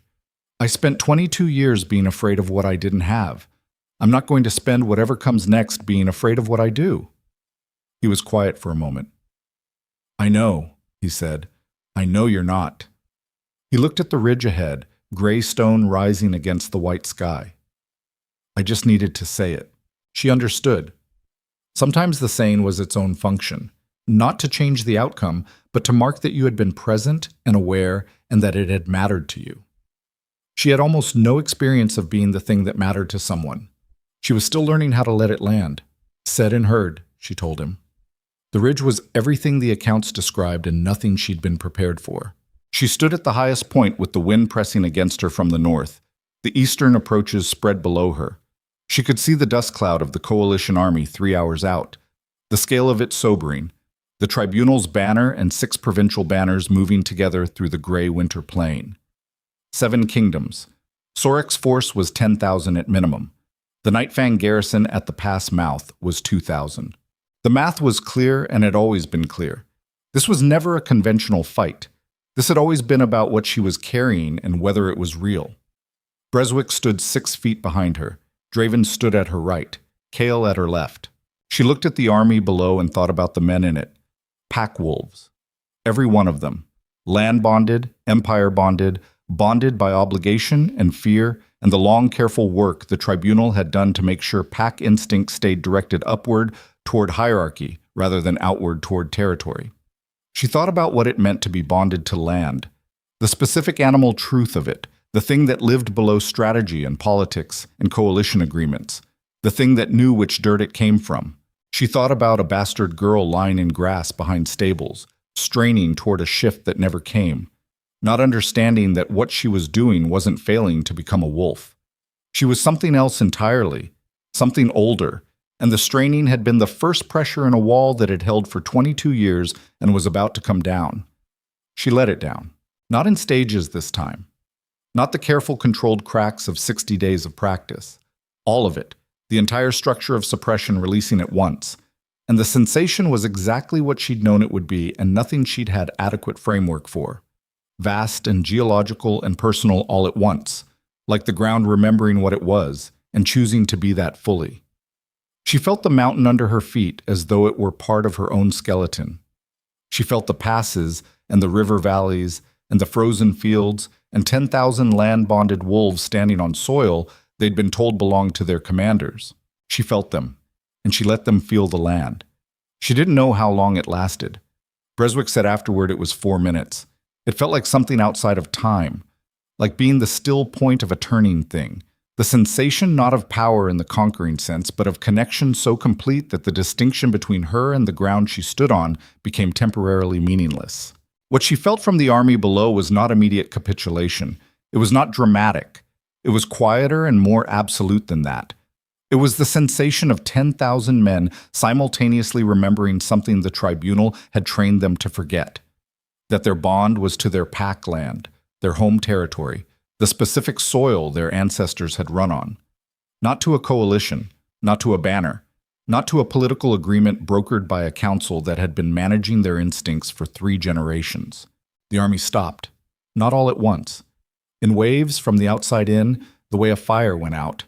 The edges first, then the middle, until Sorek's force was standing on the plain 3 hours from the ridge, in complete stillness. 10,000 wolves standing on winter ground, remembering what ground meant. Then it broke her. Not catastrophically. Not in any way that looked like drama from outside, she imagined. She simply sat down on the ridge stone because her legs stopped being able to hold her, and the world went very bright and very quiet. And Draven was there. He was already there. He had been watching for it. And his hands were on her and his voice was saying her name, and she held on to the sound of it because it was the most grounded thing available. "I've got you," he said. "I've got you. Stay here." She stayed. The awakening receded the way tides recede, slowly, completely, leaving everything rearranged. She sat on the ridge stone with Draven's hands on her face and Breswick kneeling at her side checking things she didn't have the focus to ask about yet. And she felt the absence of the suppression like a room you'd lived in your entire life suddenly having all its walls removed. Enormous and disorienting, and underneath that, the specific sensation of a thing that had been compressed for 22 years finally being the full size it was. Below, Sorek's army was separating. Not routing, not fleeing, separating. Individual packs pulling back toward their own provincial banners. The coalition structure dissolving not through defeat, but through the simple fact that the men in it had just been reminded of something more primary than their orders. 3 provincial banners turned south before nightfall.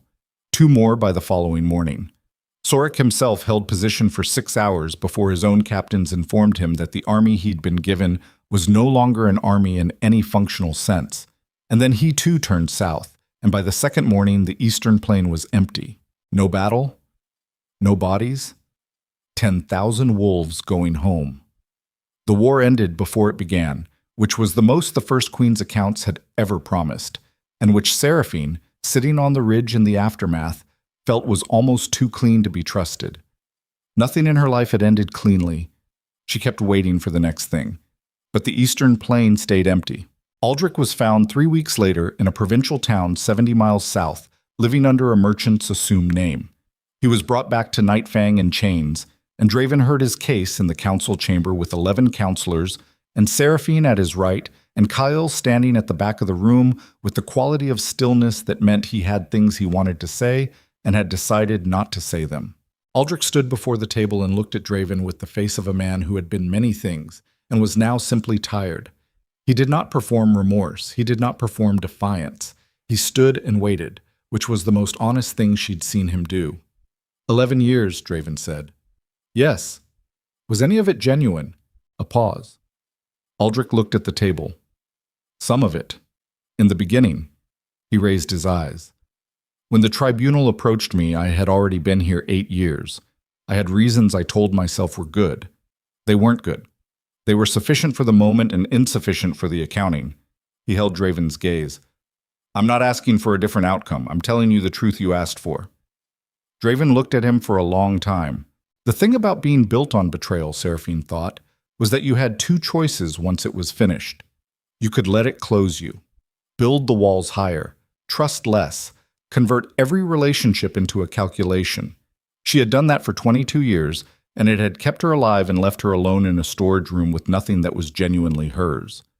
Or you could do the harder thing, the thing that had no guarantee of protection, the thing that required you to absorb the damage and remain permeable anyway, because the alternative was becoming the kind of ruler, the kind of person who had fortified themselves against being hurt so completely that nothing good could get in either. She watched Draven make that choice in real time. She saw it happen in his face. Not forgiveness in any soft sense, not the erasure of what had been done, but the refusal to let the damage determine the shape of everything that came after. You'll stand trial under council law, Draven said. Full proceedings. I won't predetermine the outcome. He paused. That's more than you gave me. Aldrich nodded once. The guards took him out. The council chamber was quiet for a moment, and then Councillor Vane, who had not spoken during the proceedings, said, The eastern provinces are requesting formal treaty negotiations. 3 of the 5 that broke from the coalition have sent delegates. Draven looked at Seraphine. She looked back at him. Set the dates, he said. The winter broke early that year. By the time the provincial delegates arrived, the mountain passes were running with snowmelt, and the Nightfang capital was doing what capitals did in the first warmth, reorienting, recalibrating, deciding what it was going to be now that the thing it had been bracing for had passed. Seraphine walked the keep's outer wall on the morning the last snow melted from the northern ramparts. She'd developed the habit of walking it at dawn, the same impulse that had put her on the east wall walk of the Veyrath palace for years. The need for a high place and a clear view, except that this high place looked out over a city that was hers, in a way nothing had ever been hers before. And the view included mountains that she could feel in her chest when she paid attention, a low, constant hum of connection that Breswick said would never fully go away now.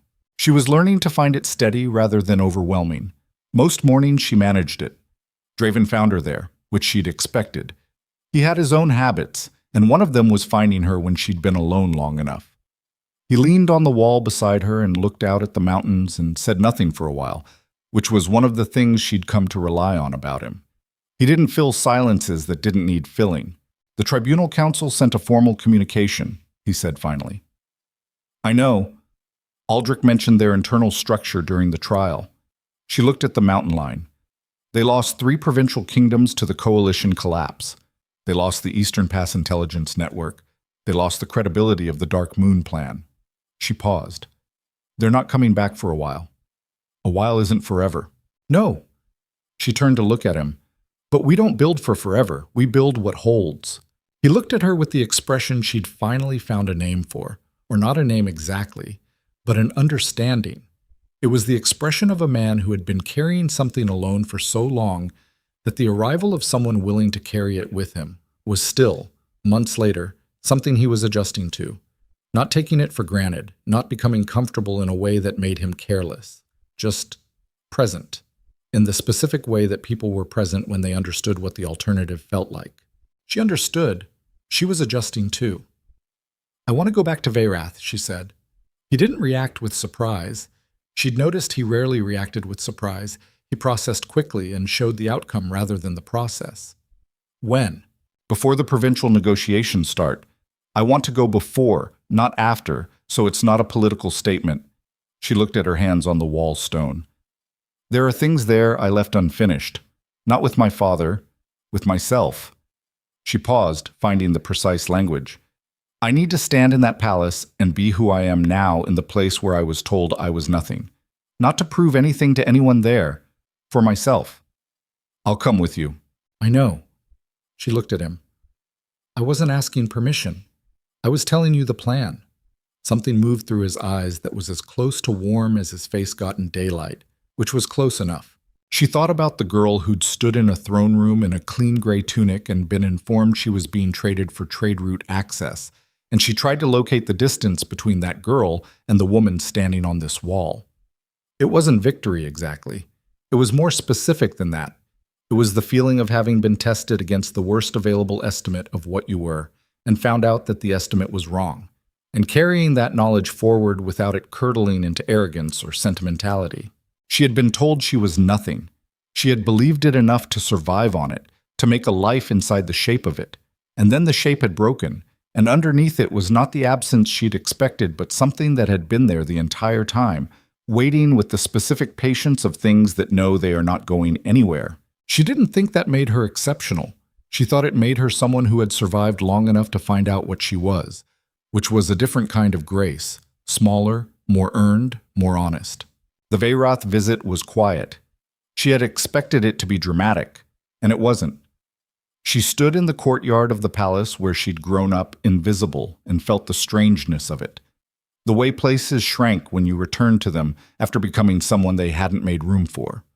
Her father received her in the throne room with the careful courtesy of a man who had run the numbers and determined that the daughter he'd traded away had become something with significant geopolitical weight, and she sat across from him and felt the distance between what she'd once needed from him and what she needed now, which was nothing.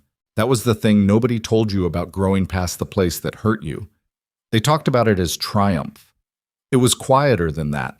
It was just the discovery that the wound had an edge, that you could stand on the other side of it, that the space beyond it was simply space, available, undefended, yours. She did not forgive her father in that room. She didn't need to. Forgiveness, she'd been learning, was not a thing you performed for the person who'd wronged you. It was the private act of putting down a weight that had served its purpose and was now just heavy. She put it down without ceremony and left the throne room and found the east wall walk and stood on it one more time, looking out at the mountains that had always been the most honest thing about this place, and she breathed. In, out. She was 22 years old and had been given nothing and had built something, and the building wasn't finished, and the tribunal wasn't permanently gone, and the provincial negotiations were going to be complicated, and Celestia was never going to be easy, and the power in her chest was going to require management for the rest of her life. And Draven had 11 years of institutional damage to work through, and none of it was done. None of it was done, and she was still here, which had always been the only thing she'd been able to guarantee about herself. And it turned out it was enough. It had always been enough. She'd just needed enough time and enough honest information to know it. She went back down. Draven was waiting in the outer courtyard, leaning against his horse with the patience of a man who understood waiting. And he looked at her when she came down the stairs with the particular quality of his attention that she had stopped finding overwhelming and started finding necessary. "Done," she said. "Good," he said. They rode out of the Veyrath palace in the late afternoon, the mountains going gold behind them, and the gate closed, and the road north opened ahead, and Seraphine Vale, bastard daughter, wolfless, worthless, the girl the world had thrown away and then found again when it ran out of other options, rode toward Nightfang with the ground humming steadily in her chest and the wind at her back, and the specific knowledge, quiet and permanent as stone, that she was exactly where she was supposed to be. Not because fate had arranged it, not because bloodline had demanded it, because she had survived everything sent to prevent it and had kept choosing, in every corridor and courtyard and Cold Mountain Road, to stay standing. That was the whole of it. That had always been the whole of it. The silver moon rose over Nightfang that night with the fullness of a season turning, and in the city below it the fires were lit, and the Empire breathed, and the woman who had been called Nothing held the hand of the man who had called her Queen and watched the light move across the mountains and thought, this is what it means to have built something from nothing. Not easy, not finished, just real, just hers, just enough.